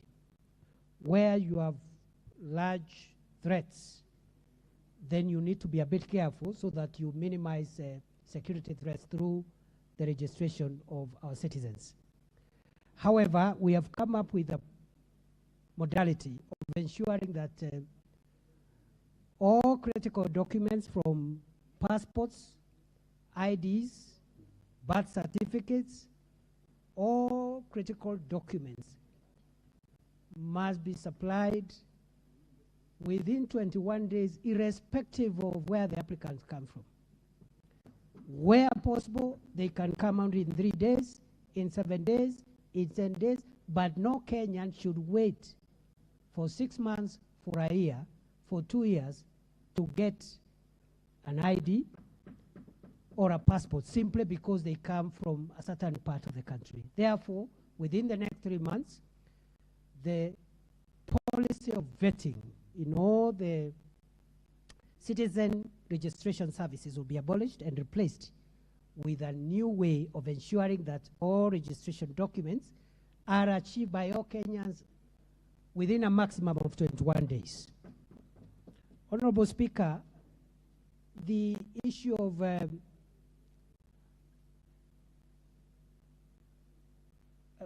vetting, actually, I was in Moyale, and I came across Kenyan youths who had been waiting for IDs for 3 years and 2 months. About 10 young people from Moyale. They applied when they were 18, now they are 21, and they are still waiting. Why? Vetting. We are still, NIS and other institutions are still verifying certain things. This is unacceptable. We are going to abolish that.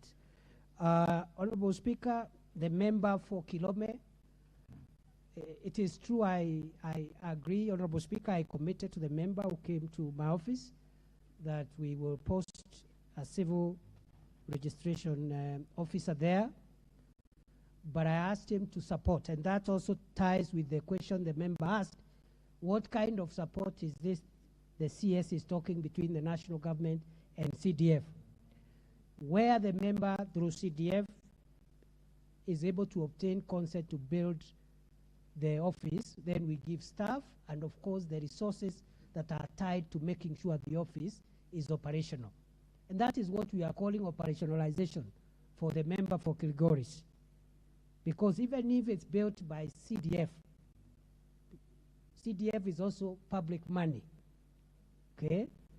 But the unit is not operational because the Ministry of Interior must post an officer and give that officer money in the budget to run the office. You can build an office and it's not operational because, one, there is no staff, or you have staff who have no budget to run the office. Honorable Speaker, Therefore, in response to the member for Emuru-Dikil, member for Kilgoris, and other members, vetting will not only be abolished in those constituencies, but across the country. And for the member for Kilome, now that the office is complete, I will post a civil registrar in Kilome on Monday. Thank you, Mr. Speaker. Honorable Joseph Gitari, you have 2 questions in a row. Minister, indulge him to ask both at the same time. They seem to be related to security issues. So ask question 106 and 107.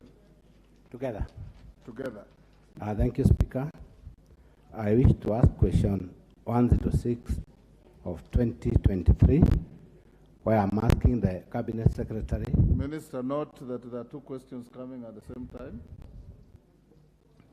Number 1, clarify whether occurrence book numbers OB number 10-11-01-2022 at 18:05 hours and 07/9/05/2022 at 11:25 hours reported at Kagumo Police Station, and OB number 14/24/9/2022 and OB number 09/10/12/2021 reported at Kavonge Police Post in the name of one Laban Rukenya Munene related to the same person.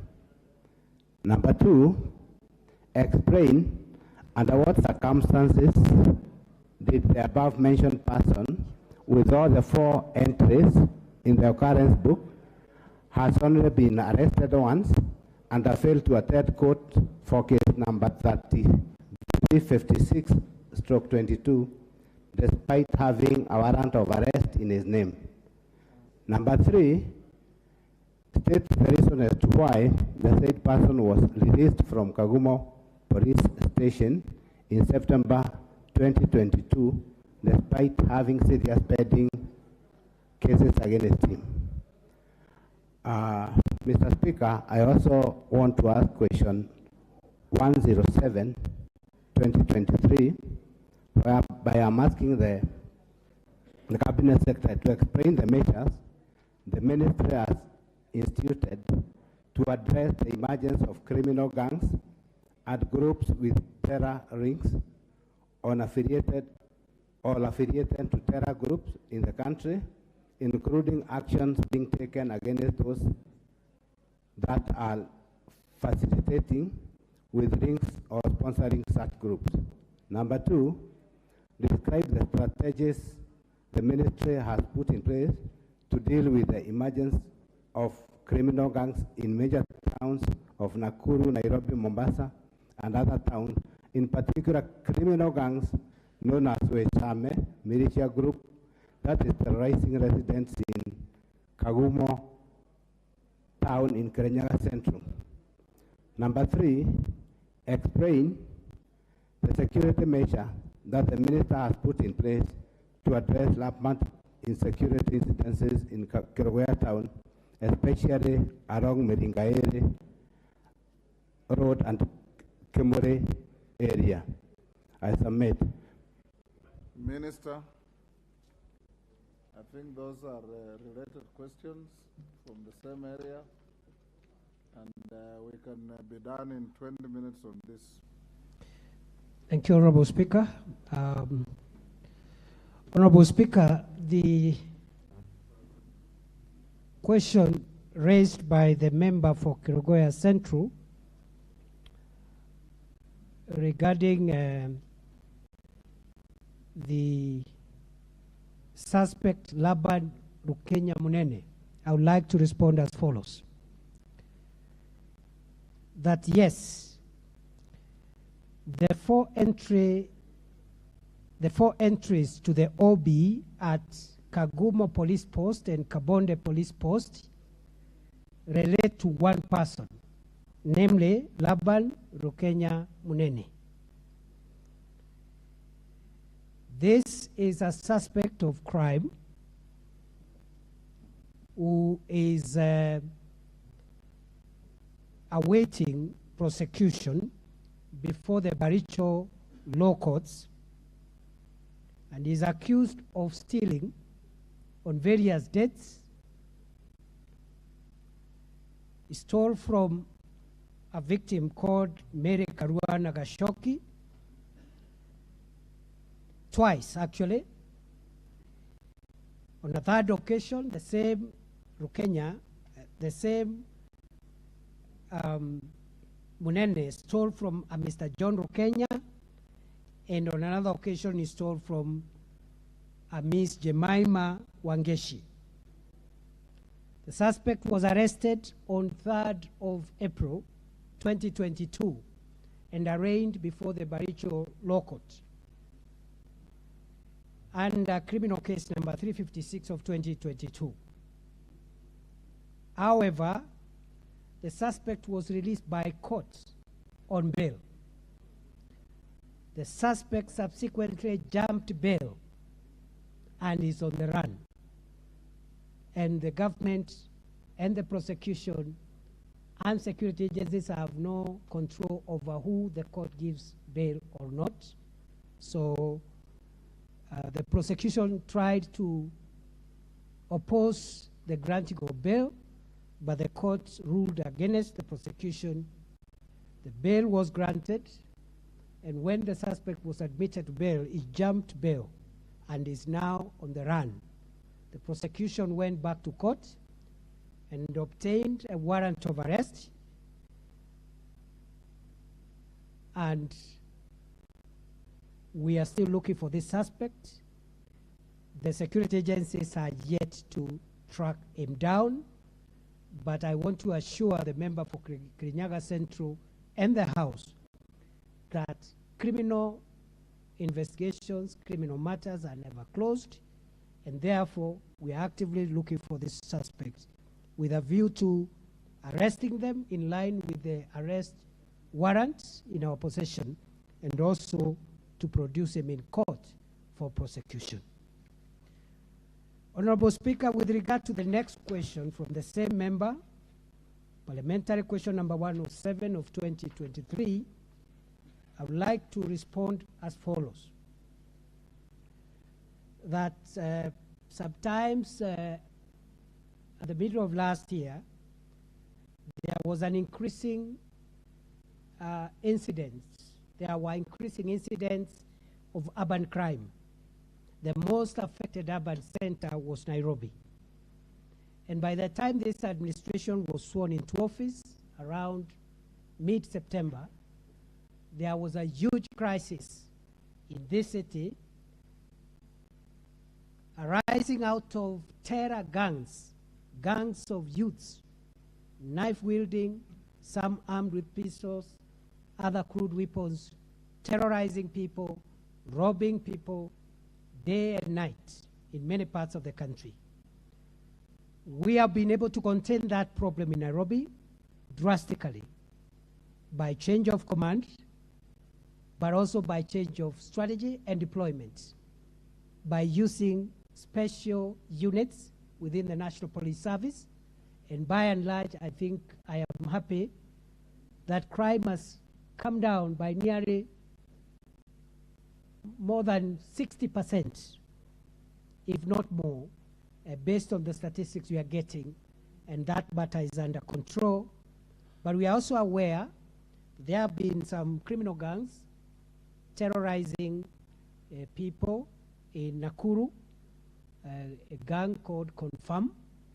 We have been able to neutralize that threat because 3-4 months ago, it was a real menace. We've been able to arrest the ringleaders, and some of them have been arraigned in court. And right now, I think the situation is under control, and I can also report in the process we had to change again the command of Nakuru County to make sure that we inject fresh leadership and a new team, because sometimes when officers stay in one area for some time, they become a bit lethargic, And that's why we have a policy that no officer, no commander should stay in one station for more than 3 years, to allow them not only serve the whole country and the variety of the entire country, but also to ensure that they don't get involved in local communities and start being lethargic and not become the professionals they are supposed to be. The strategies, therefore, that we are applying to deal with this problem of organized gangs include intelligence-led investigations, which are working very well, but unfortunately the downside, Honorable Speaker, is that intelligence-led investigations take a little time. But whenever we zero in on a suspect, we have enough evidence, enough intelligence, enough evidence that can be able to help us deal with the core of that issue. In fact, this is the approach we are using in the area issue of banditry. As we speak, we have on our radar very, very high-ranking suspects within the banditry networks. We believe we have enough information, and perhaps once we start striking on the network, the thing will come down. But you know, we needed to take a bit of time to be sure that we have the right information that can help us nip the problem in the bud. Other than that, we are investing heavily, Honorable Speaker, on special units so that to allow police on general duties to concentrate on general maintenance of law of order. But where you have organized crime, organized gangs, banditry, terrorism, trafficking in drugs, and other sophisticated crimes, we are using formed units, including the Rapid Deployment Unit, including ASTU for livestock, the Anti-Stock Theft Unit, including SOG, the Special Operation Group, which has done a great job in neutralizing some of the most complicated security threats, especially in the counter-terrorism effort, and also including SWAT, which is the Special Weapons team that deal with urban close-range crime prevention and crime combating. And we have SWAT teams for men and women officers who do not operate in uniform, and they're really helping us a big deal in containing urban crime. And based on the information that the member has raised about Kagumo town, I am going to personally discuss with our police command in Kagumo so that we put in place a program to make sure that, as we have done in Nairobi, as we have done increasingly in Nakuru, we also exterminate that criminal gang before it takes over Kagumo town, because this country must be a country where citizens are free and they are not living under the terror of criminals. I thank you, Honorable Speaker.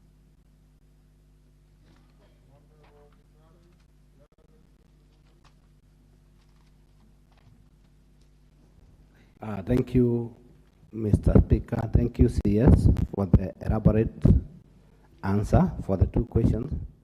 Mr. Speaker, this question came a while back, and I want to confirm to the CS that after this issue came, when it was mentioned here in Parliament, the guy, Laban, has already been arrested, and Kangware people are happy.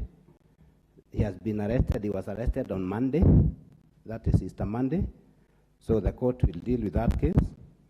On the other issue, I want to commend the CS, Mr. Speaker, because I went to his office personally, and we discussed issues about Kagumo, and so far, the OCS who had overstayed has so far left the station, and even the OCS for another area in Kanyekine called Mutito, who has also left.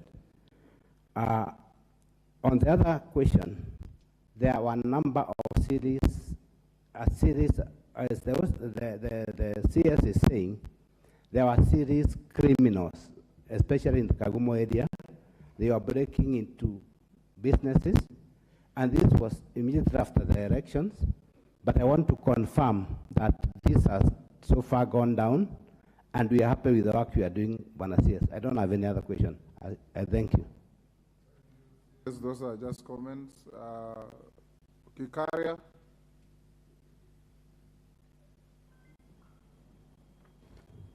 Thank you, Honorable Speaker, and I want to thank Waziri for the information that he has given, and I want to confirm.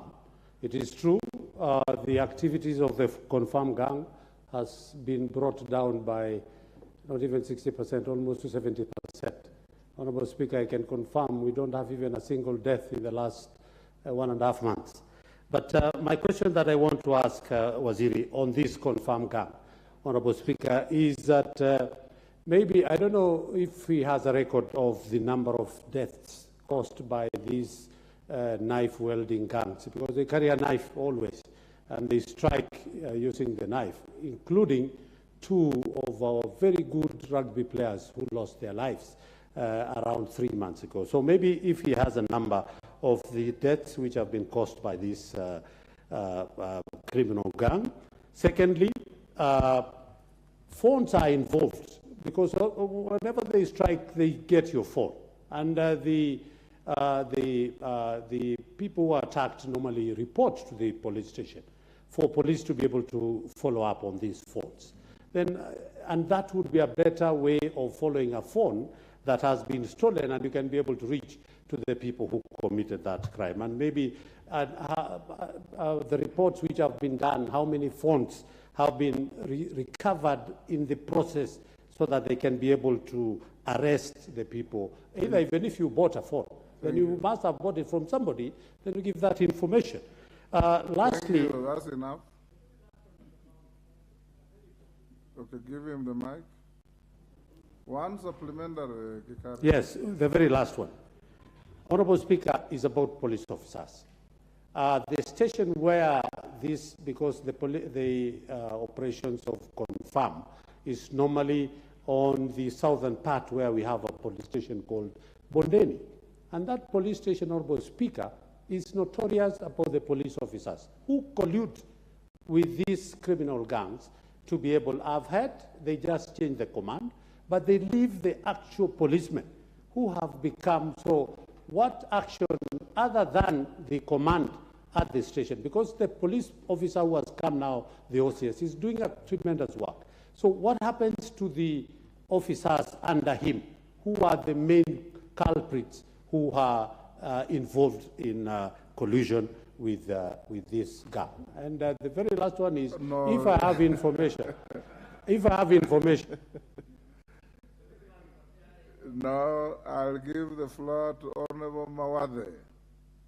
Honorable Kikari, you have had 3 bites. Thank you, Mr. Speaker. First, I want to thank the CS for having appeared here today so that we can be able to exchange with him, or rather answer our questions.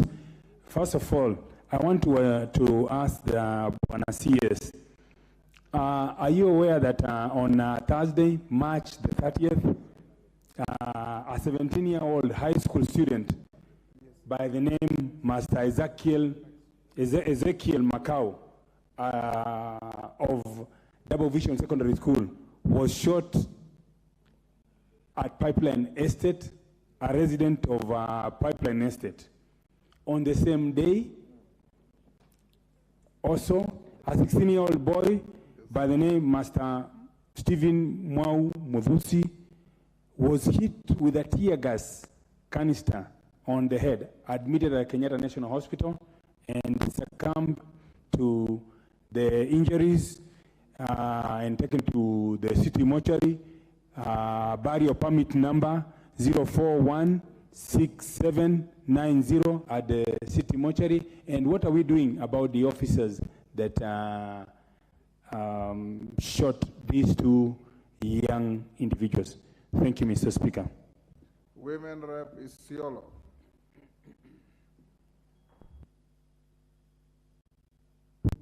Thank you, Mr. Speaker. Mine is a very specific question that concerns the commitments made by the Cabinet Secretary during his visit to Isiolo County on matters insecurity. First of all, I would like to thank him for making an effort to go to specific places where we've been having a challenge with insecurity along the border. That is Garissa, Wajir, and Samburu area, where it's becoming a security hotspot. We may be enjoying a relative peace at the moment because of the drought situation that has existed before, but now we are getting out of that with the blessings of the rain. Most expected scenario will be, there will be hate.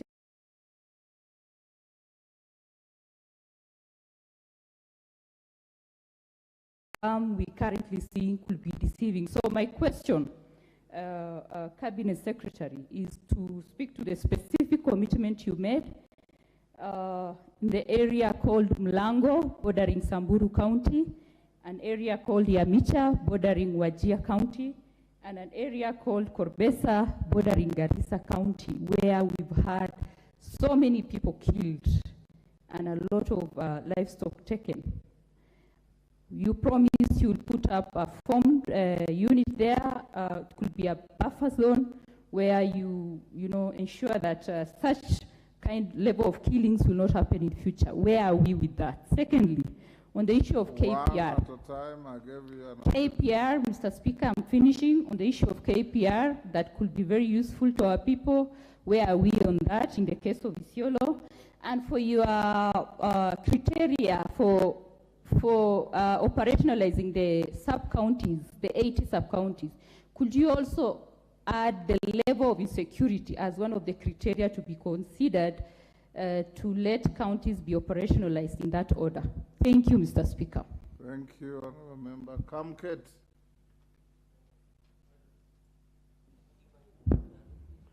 Mr. Speaker, thank you. Mr. Speaker, I believe, Mr. Speaker, that the appearance of the CS today in Parliament should be the beginning of our return constitutionally to the old system where Cabinet Secretaries are members of Parliament. Because indeed, we have been speaking to each other as Parliament without the presence of executive. Honourable Kamket, I've given you an opportunity to ask a supplementary question I to am, make a speech. Mr. Speaker, thank you. Yes. Mr. Speaker, you will indulge me because earlier on, some issues were raised about even my constituency. But I would like to ask the Cabinet Secretary, number one, could the Cabinet Secretary consider reviewing the curfew orders to exclude trading centers that are, in order not to lose the largely peaceful populations, the trading centers in my constituency? Number two, Mr. Speaker, given that so far there has been no policing value or even deterrence value of roadblocks, could the Cabinet Secretary consider reducing the roadblocks to make them as friendly as possible, so as not to marginalize further the marginalized constituency of Tiati? And finally, Mr. Speaker, I would like to take this floor to invite the Cabinet Secretary very politely to Tiati. I have seen him looking at Tiati from a binoculars in some instances. I would like to invite him and take a visit, and perhaps he will come back with a better view of that marginalized constituency. There are, finally, sorry, Speaker, there are some gazetted administrative units, and there are others which we have proposed in order to bring government as close as the people as possible. And could he make a commitment on the floor on whether that is going to be done in the shortest time possible, including the Tiati Central Sub-County? Thank you, Honorable Speaker. Saidi Poster.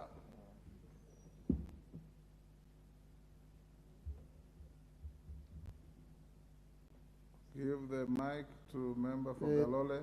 Thank you, Speaker. Speaker, Tana River leaders had a meeting with the CS about 2 months ago. And in that meeting, the CS promised to give NPR from Tana River guns. But we have not seen those guns up to now. I want the CS to tell us when we are getting those guns. Tana River borders Lamu, and you know Lamu is a very volatile area in terms of security issues. So when are we getting those guns for our NPR? Thank you. Thank you. Honorable Zamzam. Asante sana Bwana Spika. Mimi nina swali kwa waziri. Kwanza nikupongeze kuja leo bungeni kutusikiza. Na swali langu linaenda hivi. Ikiwa sisi kina mama tunazalia watoto wetu hospitalini, kisha tunapewa ile notification. Na kisha baada ya hapo kupata birth certificate ya mtoto inakuwa ni shida. Mimi nauliza kwa nini usitufanyie wepesi pale pale hospitali, iwe mtoto akizaliwa anamaliziwa pale pale anapata birth certificate hospitali. Na kisha nikiangalia upande wa Pwani tunapata shida sana kupata certificate, na sisi tumekuwa marginalized muda mrefu. Mimi nataka niulize kwa nini nakuwa Mpwani ama yule wa Northeastern anaambiwa lazima alete birth certificate ya babu, ya nyanya, ya nani, wakati ni Mkenya, pengine wale wazazi walikuwa ama babu walikuwa hana hiyo. Hiyo imetusumbua sana katika Pwani, na tunauliza kama waziri utasaidia vipi wakazi wa Pwani na kina mama kwenye birth certificate. Asante sana. Mama Zamzam, hilo swali tulimalizana nalo zamani sana. Sasa tuko na swali la mageng ya uhalifu. Mupe, ilikuwa inakuasha? Hilo swali limenuasha kwa sababu ndio utata ulioko ndani ya Pwani, kwa hiyo sikupata mwanya, nimepitilizia hapo. Asante Bwana Spika. Asante mami. Yes, Honorable. Yes. Ni Professor. Okay. Yes, ask your question. Asante, thank you very much, Mr. Speaker. My question is on the same. Igembe Central, we were promised NPRs. The guns were promised. So far, we've not got any. And the area also is marginalized. Insecurity cases are very high. Drug trafficking from the centers around Kiotene. This issue has been discussed. We requested that that place be moved into a police station. Nothing has been done. Also, this area where there is a lot of insecurity, where we requested for the GSU camp, we have not received the results or the report. Could the Minister please respond on that and advise the way forward? Thank you, Mr. Speaker. Thank you, Honorable Member. Last question of the day, Edith Nyenze. Gikaria, what is out of order?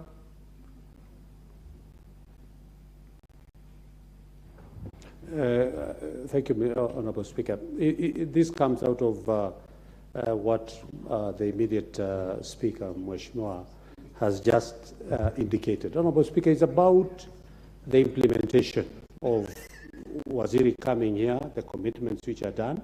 I had intended to ask towards the end, but that is yours so that you can give us direction, Honorable Speaker, is that the Committee on Implementation is the one that takes up these matters once a commitment has been done. And I don't know whether we have any members of the Committee on Implementation for them to be able to be picking up what the minister is committing to do, like what you have just said, that it was promised and it was never done. So that is a work of our committee. I'm only asking. I'm sorry. Something untenable. That is why we have Hansard, and that's why we have these officers sitting in front of the speaker. Yes. Edith Nyenze, what is out of order?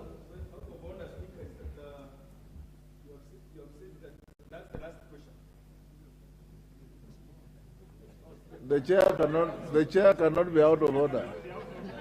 Take your seat. Take your seat, honorable member.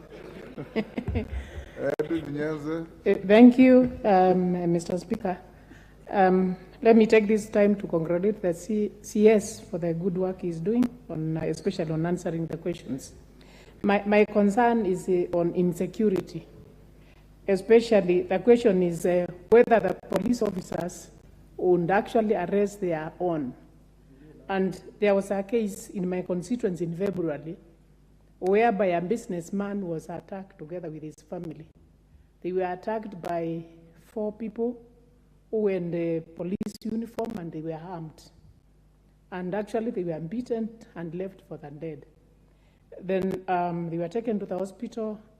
Then after that, 3 of them rightly could identify one of the thugs whom they said, or whom they identified as a police officer. And this case was reported to the right places. They were promised that the 4 thugs would be paraded so that they can identify the people, but this has not been done. It has actually been reported several times. I know there is I poor, but still no one is taking any action. So my question is, what should be done? And do really police officers are arrested by their own? Minister, indulge me to give 2 more. Lillian Kogo and the honorable member who was solicited by. I thank you so much, Honorable Speaker, and I appreciate the Honorable CS and his team for coming to the floor of the House. Mine concerns administrative units in Rangwe constituency.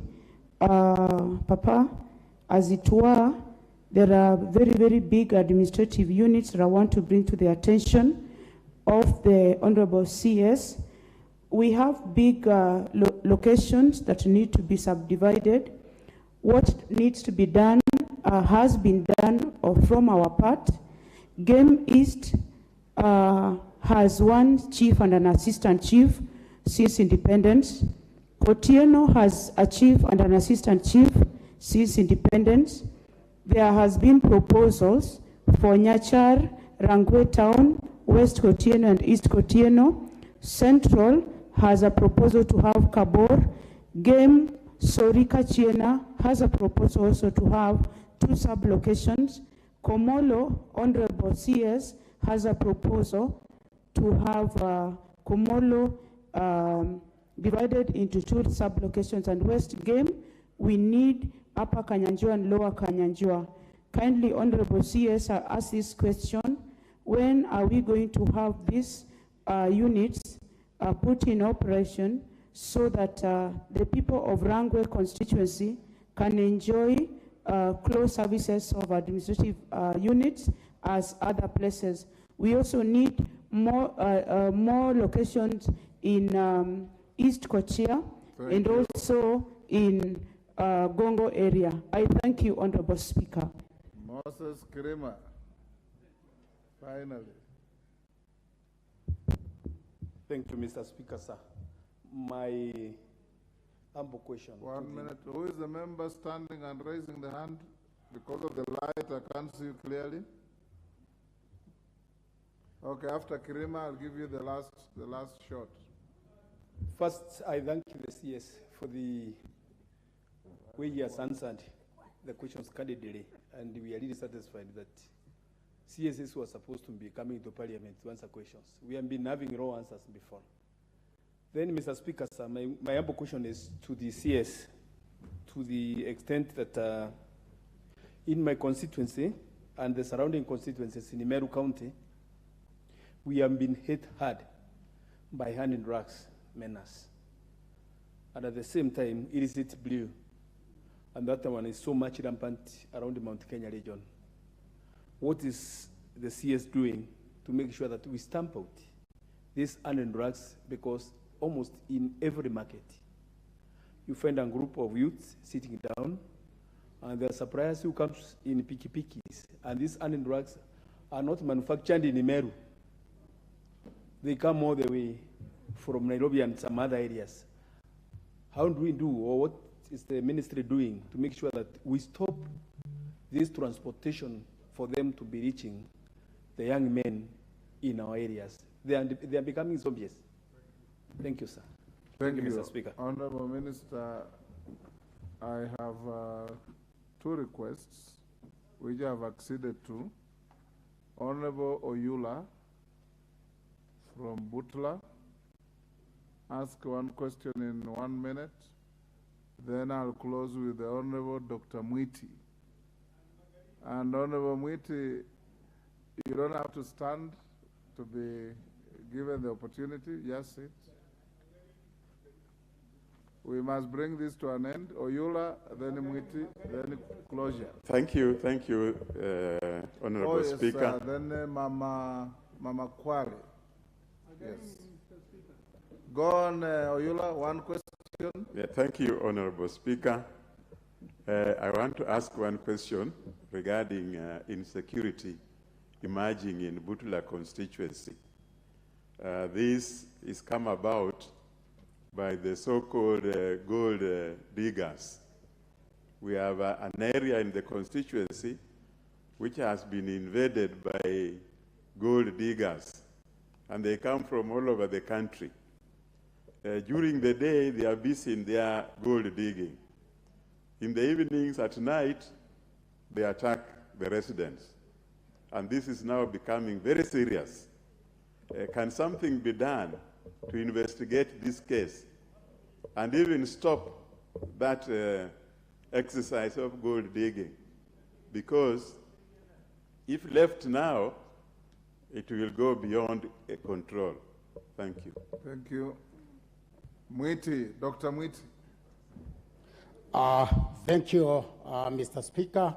First, let me take this opportunity to thank the CS for having sorted out the issue of the DCC in Aboget and Egoji, and also to thank the CS for having managed to secure the security between Tharaka and the South Imend where criminals are invaded.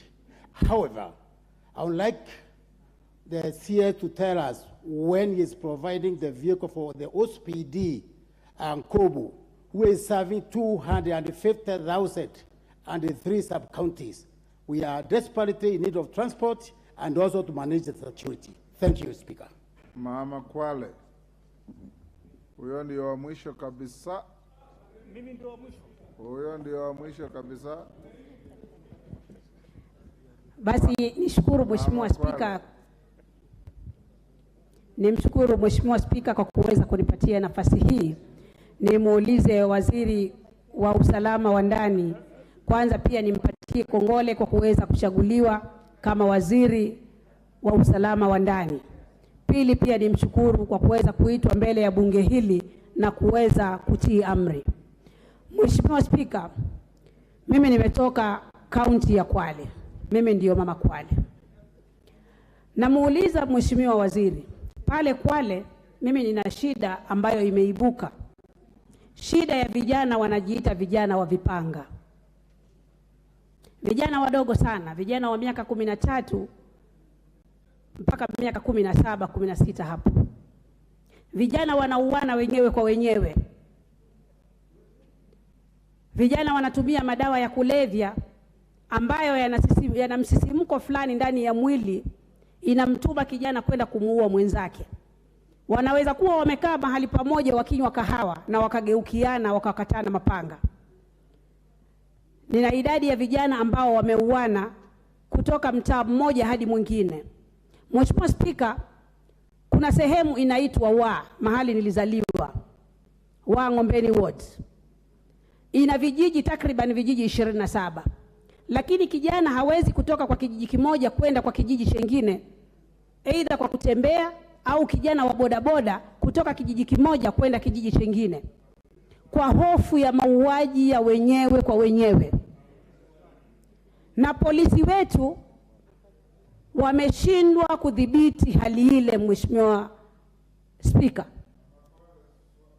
Swali ni lipi? Sasa mimi nauliza, wizara ina mipango gani, Mheshimiwa Spika, ya kuzuia uhalifu huu? Asante sana Mheshimiwa Spika. Thank you. Asante sana Mama Jen Kihara. You have twisted the chair into giving you the last chance. If it's about Nakuru criminal gangs, Gikaria has very efficiently asked questions. Yes. Yes, I know. Thank you very much, Mr. Speaker. I sat there on intervention. I thought you just wanted to hear about bandits. We don't have bandits in Naivasha.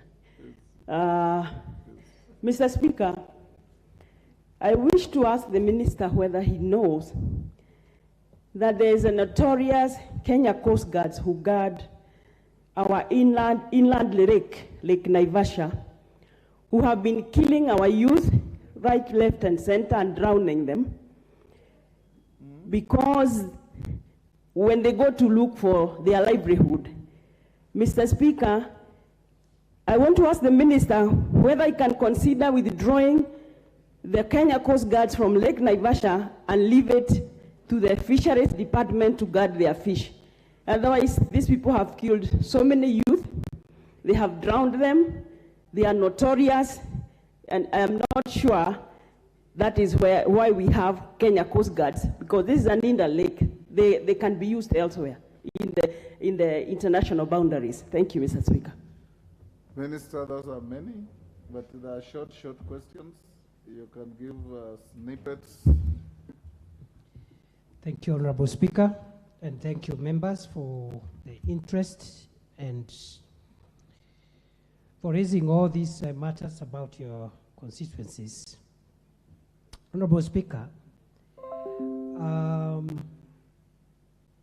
the information that was supplied by the member for Kirinyaga Central was about the arrest on Monday. I think our response was filed, I think, 2 days earlier. It was filed yesterday. It was prepared on Monday. That's why that had not been captured. You should bask in the compliment and move And on. therefore, I wanted to thank the Honorable Kitari for that information. The member for Nakuru West asked about statistics. We can provide them, but not right now. Perhaps that's something he can follow up in the office or even through the parliamentary channels. But I also want to confirm to the same member that about 3 weeks ago, we arrested one of the top suspects of this gang. And in his possession were found nearly 600 phones. The excuse he gave is that this is a dealer in second-hand phones. He could not provide the evidence. We have charged him. But right now, all those phones are with the DCI. The Crime Research Intelligence Bureau is analyzing those phones. If they can help us, perhaps net a few more individuals. And therefore, I agree with the member for Nakuru Town West that the phones that are stolen can help us even track victims who are alive, who can even give us more information about who stole from them, and we continue tracking and finding these criminals and their command system. Honorable Speaker, I have also heard from the member for Nakuru Town West about the East, the Honorable Gekaria. About the Bondeni police station, we will follow up. But as I've said, the policy of government, which we are going to apply across the country, in every polling station across Kenya, every police station, every police post, no officer of whatever rank who has served more than 3 years will remain there. So not just for Bondeni. We are going to do it. It's going to be across the country. If you have served in a station, in a police post for 3 years, it is time to go. Honorable Speaker, with regard to the question raised by the member for Embakasi South, with regard to the 2 deaths, I will need to establish where the investigations are on those 2 matters. But as I said earlier, if these deaths are related to the protests, it will be unlikely that police officers have been used to engage with live ammunition, because the policy of this administration is that they can use other methods of crowd control but not live bullets. So we will have to find out where investigations are on this matter and perhaps reports. And the member is free to visit us in our office. My colleagues are here, the PSCs and other senior officers will support you to find justice for your constituents and make sure that those matters are taken up to conclusion. We have nothing to hide. And we have told our police officers that any officer who uses their firearms to enforce law and order and to defend themselves from being hurt by criminals, dangerous criminals, in the manner in which the Constitution and the law allows, we will defend those officers everywhere and openly. Because also, we don't want our officers to be fodder for criminals. The same pain I feel when a citizen is killed by a police officer is the same pain I feel when a police officer wearing the uniform of our country is brought down by a criminal. So we will defend any officer who prevents a criminal from killing them or killing innocent people. But at the same time, we have told our police officers, all of them, all the ranks, any police officer who misuses firearms outside the law to kill, that officer will be on their own. In fact, government will be the one pursuing justice on behalf of those victims. So that is the policy position on the use of lethal force, especially by police officers. Honorable Speaker, there was also the issue raised by the member for Isiolo. I've been to Isiolo 3-4 times, and as I said, Honorable Speaker, we are trying our best to make sure that we address security challenges on the ground where they happen. The country is big. We've only been in office for 5 months. I want to assure you, Honorable Speaker, that after a year, I don't think there will be any part of the country, any constituency where the minister and my colleagues in the senior leadership of the ministry will not have come to assist you as leaders and your people to tackle your problems about security. We are on the way. It's only that we cannot be everywhere, and we have only been in office for a very short period of time. In response, therefore, to the question raised by the member for Isiolo County, the Honorable Mumina, we are ready to establish the formed units for Mlango and Yamicha as promised. I have been ready for the last 2 weeks. I contacted some of the leadership, and I was advised because of Ramadan, we do deployment immediately after Eid al-Fitr. So I want to promise concretely that within a month, we'll have formed units in Yamicha and Mlango to make sure that we don't have the incidents we've had there. I also want to commit that also will establish the Corpesa police post also within the same period of 1 month. Honorable Speaker, there was also, of course, the issue of NPRs. We've had challenges with because the deployments that we need to do now were not in last year's budget. So we had to stagger the deployments a little bit to allow us factor in budgetary provisions. And therefore, where you have delays in some of the places that have been raised, it is because of budgetary constraints. But every commitment that has been made will be met. We did not make any commitment just for the sake of it. And therefore, I will again expedite and prioritize the commitment for Isiolo. I know, Honorable Speaker, I can mention also there is a request from Marsabit, which was raised by Honorable Didaraso about that area around Marsabit town. Again, in the next 2 to 3 weeks, we will have deployed because of the unique circumstances that the Honorable Member and the leaders from Marsabit raised. Honorable Speaker, there was also the question which was raised by the member for Tiati, the Honorable Kamket, who correctly stated that he saw photographs of the minister looking at Tiati on binoculars. Although he has no evidence, Mr. Speaker, that the minister was looking at Tiati, because he was not there. He just saw a picture and binoculars. But I assumed maybe I was looking at Tiati because, I think he is correct to assume so, because I am yet to visit Tiati.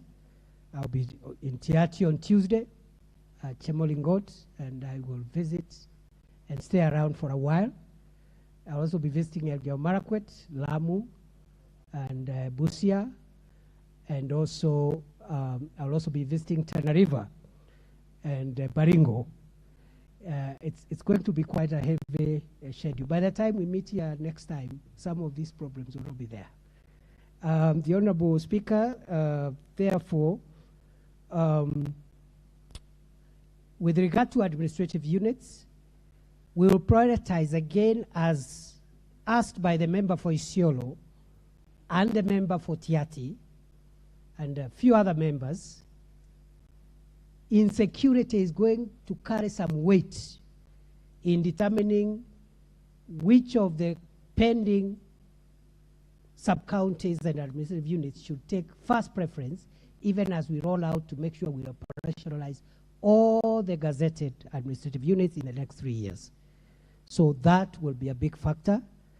That also answers the question raised by the Honorable Member for Rangwe. And we will factor in also regional balance, as I said, so that the first batch will have every region of Kenya represented, the second batch the same, the third batch, and so forth and so on. A very fair criteria which will be available for public information.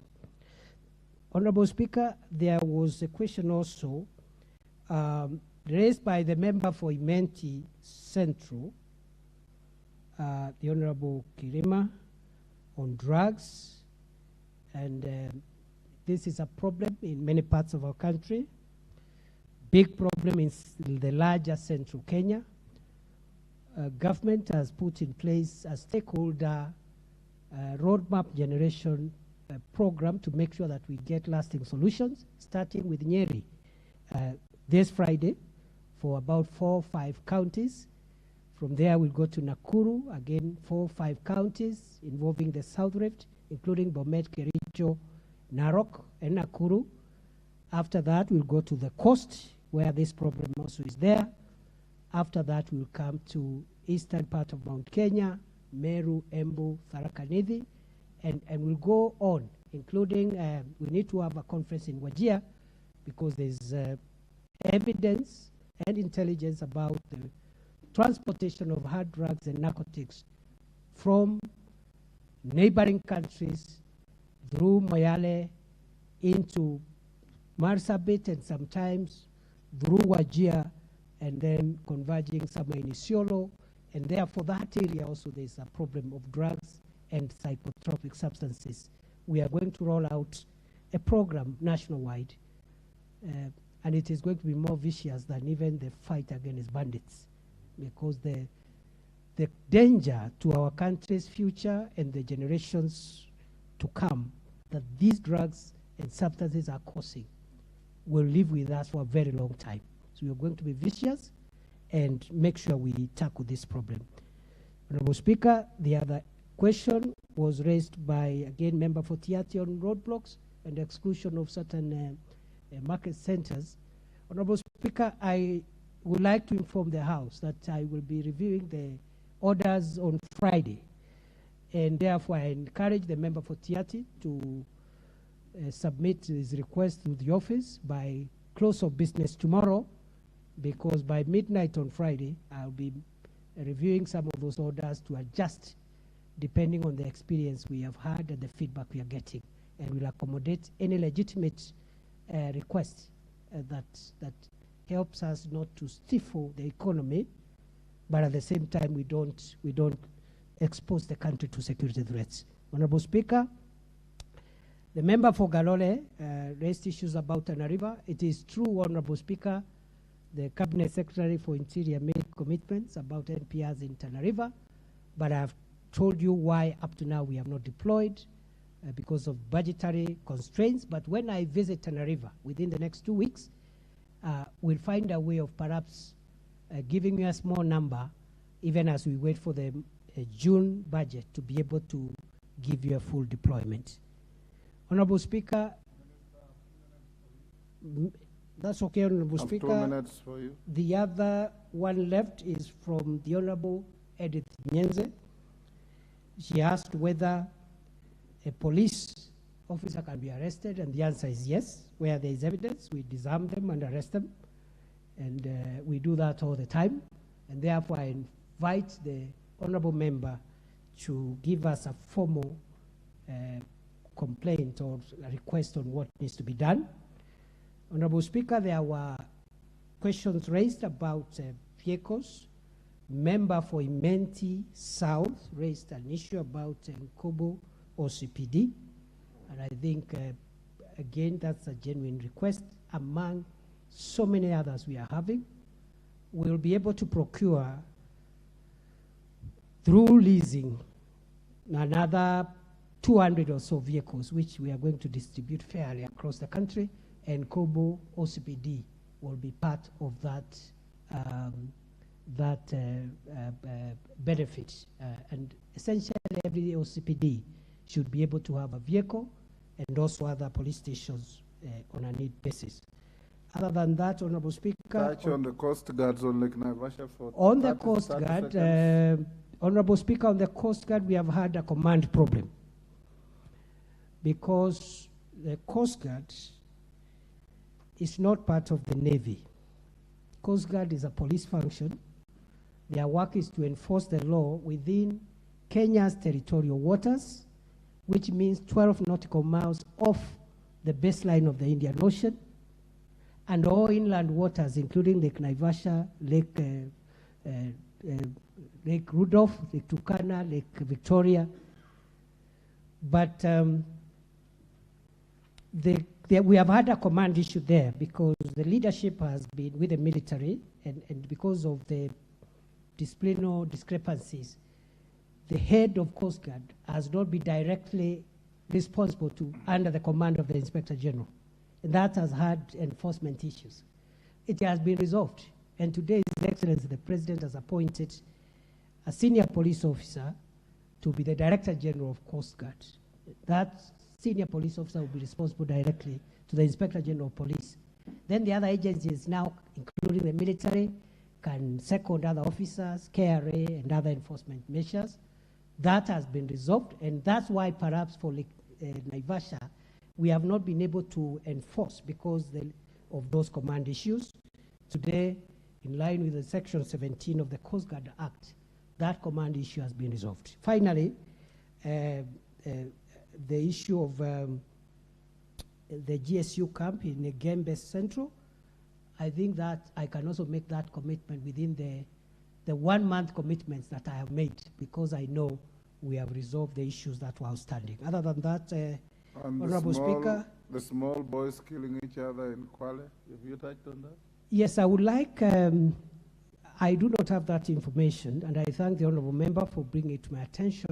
I request, as we've done in so many other cases, including the cases I've spoken about Isiolo, the cases I've spoken about Marsabit and other parts of our country.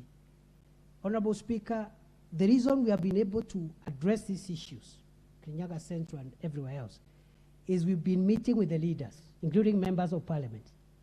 And I am done with almost 3/4 of all the counties. There is a small number remaining. I commit to be meeting with the leaders from those counties in the next few weeks.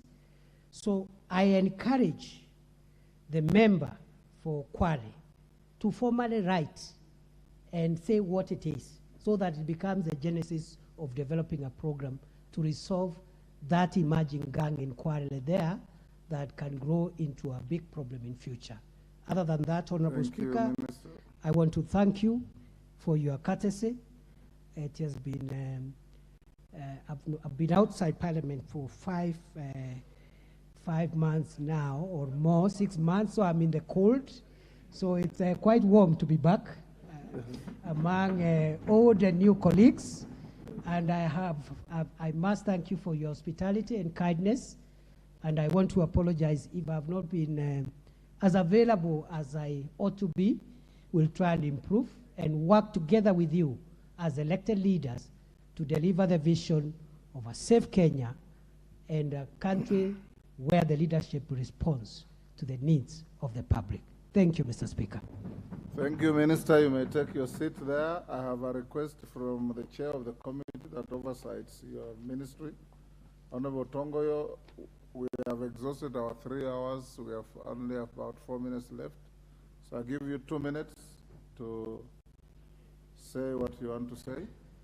Thank you, Honorable Speaker. I will try to finish what I wanted to say in the 2 minutes allocated. Mine is first to congratulate and commend the Honorable CS for Interior and Interior and Government Coordination for being the first to appear before this House to answer to these questions of members. And true, Mr. Speaker, he has really done it well. I'm sure from the majority of the questions asked by members, he has really answered them satisfactorily and clearly well. And this confirmed the wisdom of His Excellency the President to have the standing orders amended to allow the cabinet secretaries to appear in this House to answer members' questions. I'm sure he has really set the bar so high. I'm sure the rest of the cabinet secretaries appearing will really have a little bit of hard time to match up. Mr. Speaker, from the interest generated by members, inform the importance of the matter security in this country. And I want to personally take this opportunity to thank the CS, whom I've worked so closely with since he was appointed. And I can confirm that I think he's the only cabinet secretary who has never traveled out of this country, because he has been always attending to the matters of this country. And he has actually demonstrated that he has even managed to have traveled to almost every part of this country. So he's a very dedicated officer, he's a very dedicated minister. And there's been a complaint from members of this House that majority of cabinet secretaries hardly respond to their request, to their phone calls, but Professor Kindiki has been an exceptional. So I want to commend him, and Kenyans have got high hope, and I just want to ask him to keep the pace, because Kenyans have got a lot of trust in him. Mr. Speaker, as I near to finish, what has been asked by these members touches their constituencies, and they were talking on behalf of their members they represent. But one thing stood out. We have a very committed, dedicated, more focused cabinet secretary, but resources has been always a problem. I want to challenge these members to help the ministry and the CS in particular, to help him able to accomplish matters related to securities in this country by helping wherever you can, either legislative, either resources allocation, more so, even using our NGCDF to put up police stations, administrative units, because that will help the ministry with the little resources they have to cater for the most urgent ones. Yes. So, Honorable Speaker, I want to say thank you so much, but just 1 minute. Just add me a minute, Mr. Speaker. Lastly, as I finish, the CS talked about the issue, the very, very emotive issue of security in this country. And I know it has been a challenge, mostly on the North Rift, and members are convinced that the government is taking all it can to address it. Buena CS, you've talked about the majority of the criminal activity in this country, and it is true, crime is a crime, either perpetrated or done by our police officers, or criminal gangs, or by bandits. And the misuse of firearm should be taken so seriously. I even personally have a situation whereby the NPR, working as rangers in my own constituency, Mr. Speaker, used the firearm that they were given to shoot to the innocent headers that were actually just going about their own businesses. And the matter is under the investigation of IPOWER and the CID, but should it be found necessary, we can able to even escalate to the CS to take action, even if it is actually recalling their firearms. Thank you, Honorable. So thank you so much, Speaker, and pongezi sana waziri. I'm proud of you. Time up. Morogara, what is the issue? Thank you. To give the majority leader 2 minutes. Thank you very much. The majority will take 2 minutes. I will take only 1 minute. Thank you, Mr. Speaker. Allow me to thank my constituent, the Honorable Professor Kindiki. Those who may not know, is actually a constituent of Tharaka constituency in Tharaka Nithi County, and congratulate him because he's done a very, very, very good job, a perfect job in terms of answering the questions from the members, and this is exactly what we've been asking for. Now it does look like this is what we are getting. So we are happy, even to the members, for having amended the standing orders, because with this now, I think we are closely interacting with the government the way a legislature is supposed to interact with the government. Very well done, Professor. Thank you very much. Owen Bayer, on behalf of the majority leadership. Thank you very much, Honorable Speaker. Honorable Speaker, first I want to thank you for midwifing this process, that this process came through your hands, and now we are here oversighting government and introducing new levels of accountability. Honorable Speaker, what I would like to commend is that from the majority side, both the majority and minority have a responsibility to oversight government. And I think this was a pure and good display of the same. And I want to say, but also to thank you, Honorable Speaker, for sitting there for 3 hours to midwife this process and ensure that, I think we need to give a thumb to the Speaker. Mr. Speaker, you've done tremendously well. And I also want to thank the Cabinet Secretary for a good job. But note that when we come here, we are members of Parliament oversighting government. And I think this is the President's dream, to ensure that we hold Cabinet Secretaries to account. And also to tell the other Cabinet Secretaries to come prepared next time so that they can handle. Professor Kindiki has set the bar very high, and the others that will come will need to take it to another level. And I also to thank all the other members. Today the quorum was very good, Mr. Speaker. Very good. I think this is very good Parliament, and Parliament is moving a notch higher every day. I thank you. Asante sana. Honorable members, that brings to a closure of our question time, an innovation under our 2010 Constitution. and the amended standing orders. To the Minister, Professor Kindiki, you have come well. You have set the bar reasonably high for your colleagues to follow. You can see, Minister, that the docket you hold is actually the nerve center of the peace and security of the country. The number of questions that have been raised by members on the floor, even the supplementaries, indicate very clearly that you have your job cut out.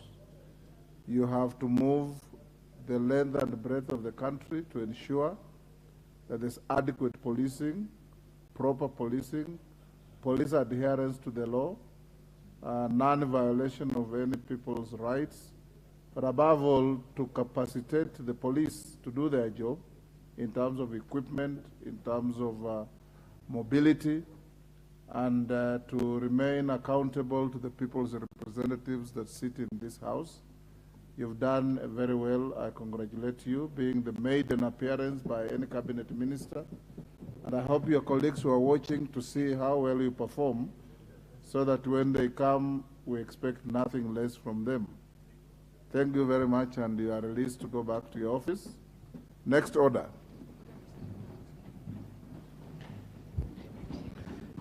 Order number 8, procedural motion, extension of period for consideration of a special motion on approval of appointment. Yes, call the Deputy Speaker. Who is coming, Bandit? Yes, Farah. The chairperson, the Departmental Committee on Justice and Legal Affairs. Honorable members, remember that if business is to be prosecuted in the manner we envisaged, you are sitting up to 9 p.m.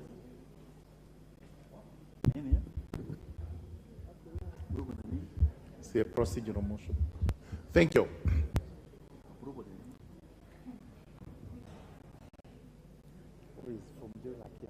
So you just spoil a second.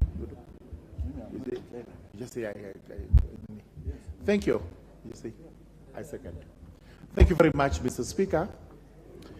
Mr. Speaker, I beg to move that pursuant to the provisions of Section 13 of the Public Appointments Parliamentary Approval Act 2011, relating to the extension of period of consideration of nominees for appointment to a public office, this House resolves to extend the period for consideration of a special motion relating to the approval of a nominee submitted by His Excellency the President for appointment as the chairperson of the Ethics and Anti-Corruption Commission by a period of 14 days from 12 April 2023, which is today.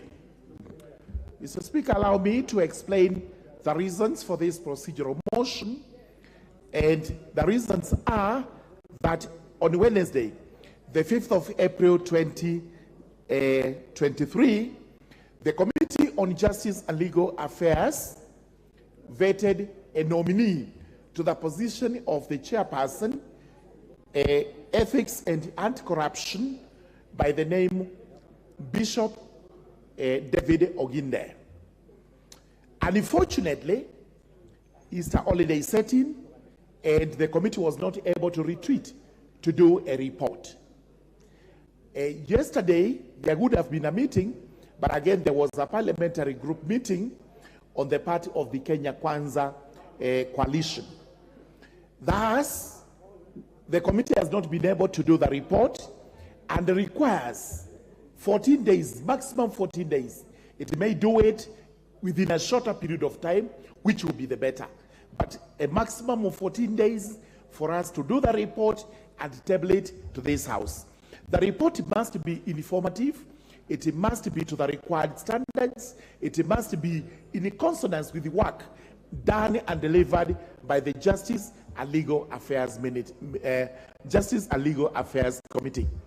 So therefore, I appeal to this House to actually agree to the extension of time for a period of 14 days so that we are able to produce the report and bring it to the House. With those remarks, I beg to move and request the honorable member for Baringo North, Honorable McClap, to second.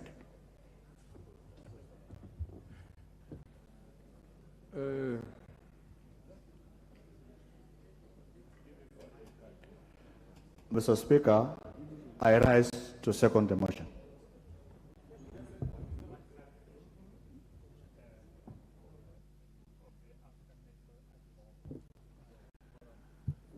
Okay.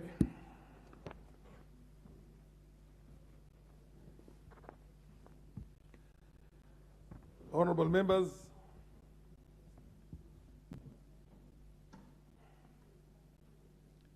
pursuant to the provisions of Section 13 of the Public Appointments Parliamentary Approval Act of 2011 relating to extension of period of consideration of nominees for appointment to a public office, this House resolves. Honorable members, I now propose the question. Order. I now propose the question that pursuant to the provisions of Section 13 of the Public Appointments Parliamentary Approval Act of 2011 relating to extension of period of consideration of nominees for appointment to a public office, this House resolves to extend the period for consideration of a special motion relating to the approval of a nominee submitted by His Excellency the President for appointment as the chairperson of the Ethics and Anti-Corruption Commission by a period of 14 days from 12th April 2022.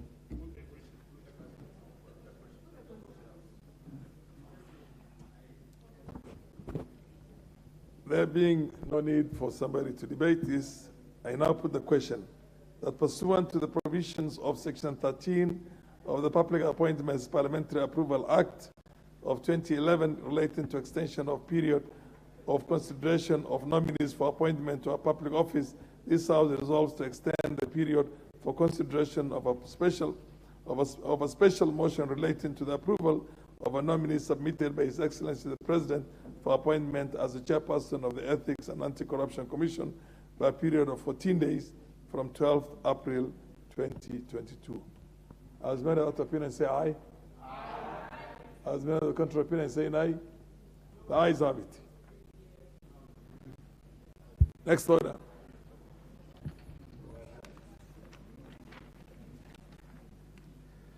Order number 9, the Political Parties Amendment Bill, National Assembly Bill number 35 of 2022, first reading.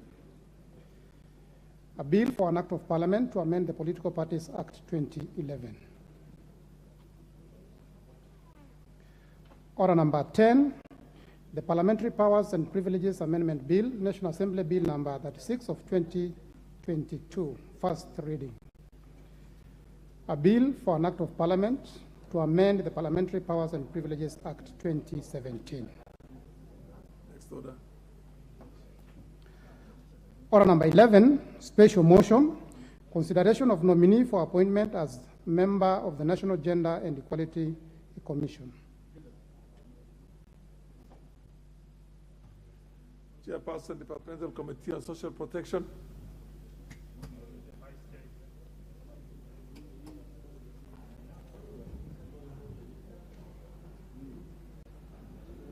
Thank you, Mr. Speaker. I beg to move that, taking into consideration the findings of the Departmental Committee on Social Protection in its report on the vetting of a nominee for the appointment as a member of the National Gender and Equality Commission, laid on the table of the House on Tuesday, the 11th April 2023, and pursuant to the provisions of Article 250, Section 2 of the Constitution, Section 11(7) of the Gender and Equality Commission Act 2011, and Section 8(1) of the Public Appointments Parliamentary Approval Act 2011, this House approves the appointment of Dr. Margaret Karungaru as a member of the National Gender and Equality Commission. Mr. Speaker, Honorable Speaker, pursuant to Article 250, 2 of the Constitution as read with Article 11 of the National Gender and Equality Commission Act 2011, His Excellency the President notified the National Assembly of the nomination of Margaret Karungaru as member of the National Gender and Equality Commission. The Honorable Speaker, via the communication made on 10th March 2023, conveyed to the House the message from His Excellency the President and subsequently referred the name of the nominee, her curriculum vitae, and the report of the selection panel on her nomination to the committee to conduct the approval hearing. Honorable Speaker, in compliance with Article 118B of the Constitution and Section 6(4) of the Public Appointments Parliamentary Approval Act number 33 of 2011, the Clerk of the National Assembly placed an advertisement in the print media on 20th March 2023 informing the public of the nomination, date, time, and place of the approval hearings. The Clerk also invited the public to submit memoranda by way of written statements on oath, or rather affidavits, on the suitability of the nominee in conformity with Section 6(9) of the Public Appointments Parliamentary Approval Act number 33 of 2011. And at the close of the submission deadline, the committee had not received any memorandum contesting the nominee's suitability. Mr. Speaker, the Clerk of the National Assembly also wrote to the Kenya Revenue Authority, Ethics and Anti-Corruption Commission, Directorate of Criminal Investigations, the Higher Education Loans Board, and the Office of the Registrar of Political Parties, seeking references and background checks relating to the suitability of the nominee. The nominee appeared before the committee on Wednesday, 29th March 2023 for vetting. The committee examined her suitability based on the criteria set out in Section 7 of the Political Appointments Parliamentary Approval Act number 33 of 2011 and Section 10 and 11 of the National Gender and Equality Commission Act number 15 of 2011. And in addition, the committee examined her academic credential, relevant experience, knowledge of sector issues, and on leadership and integrity.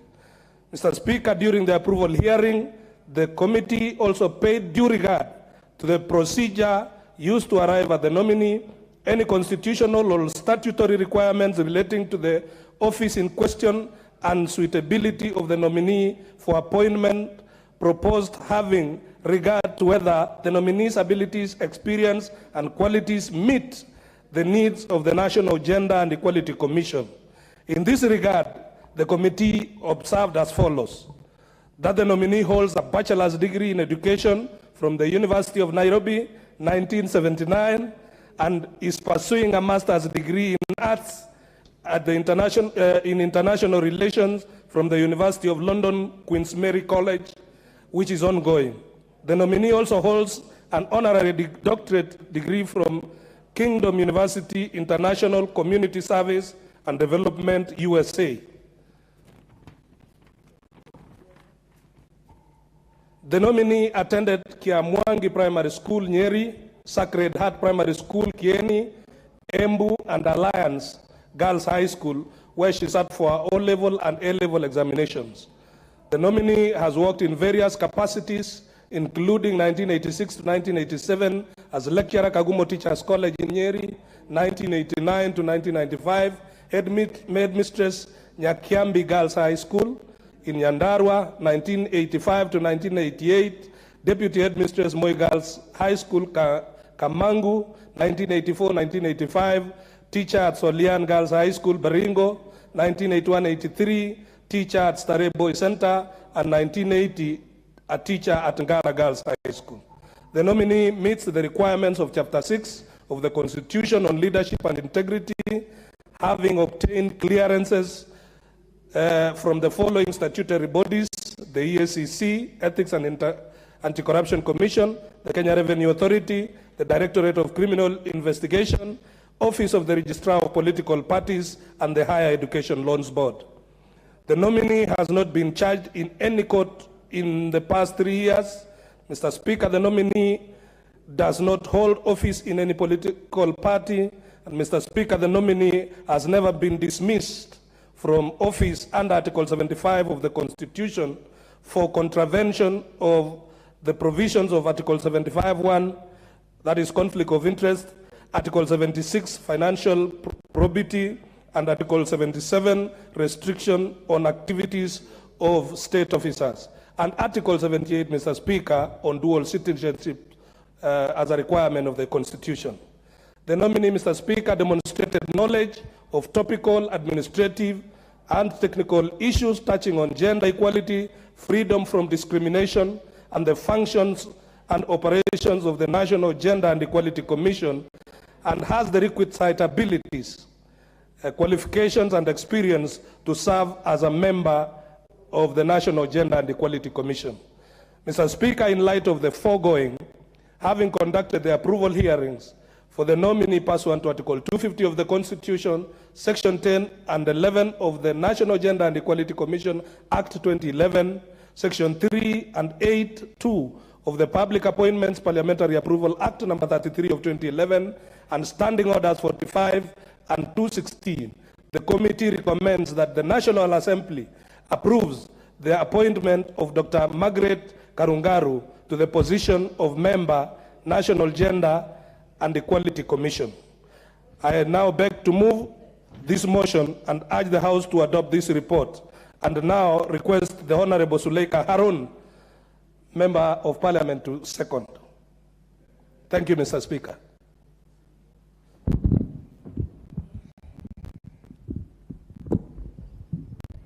Thank you, Mr. Speaker. The nominee has met all the requirements. She has the relevant work experience for this position.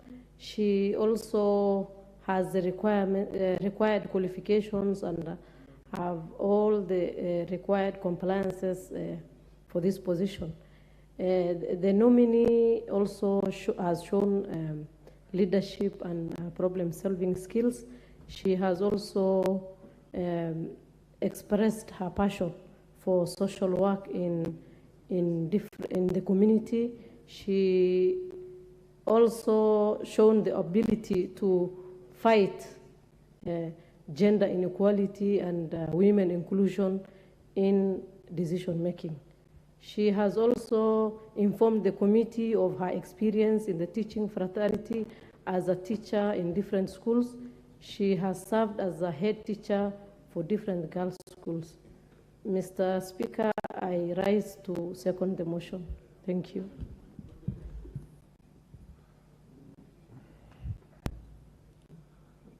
Honorable members, I now propose a question that taken into consideration the findings of the Departmental Committee on Social Protection in its report on the vetting of a nominee for the appointment as a member of the National Gender and Equality Commission, laid on the table of the House on Tuesday, the 11th April 2023, and pursuant to the provisions of Article 250, sub-Article 2 of the Constitution, Section 7 of the National Gender Equality Commission Act of 2011, and Section 8, subsection 1 of the Public Appointments Parliamentary Approval Act of 2011, this House approves the appointment of Dr. Margaret Karungaru as a member of the National Gender and Equality Commission.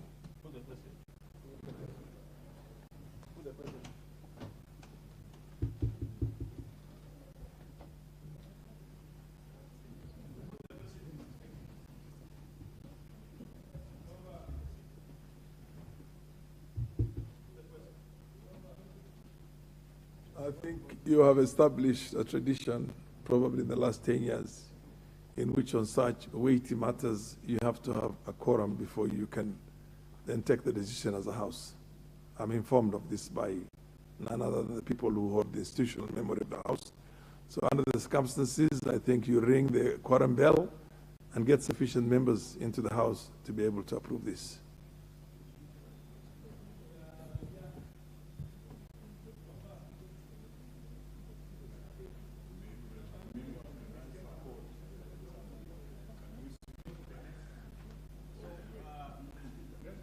Not when the quorum bill is ringing.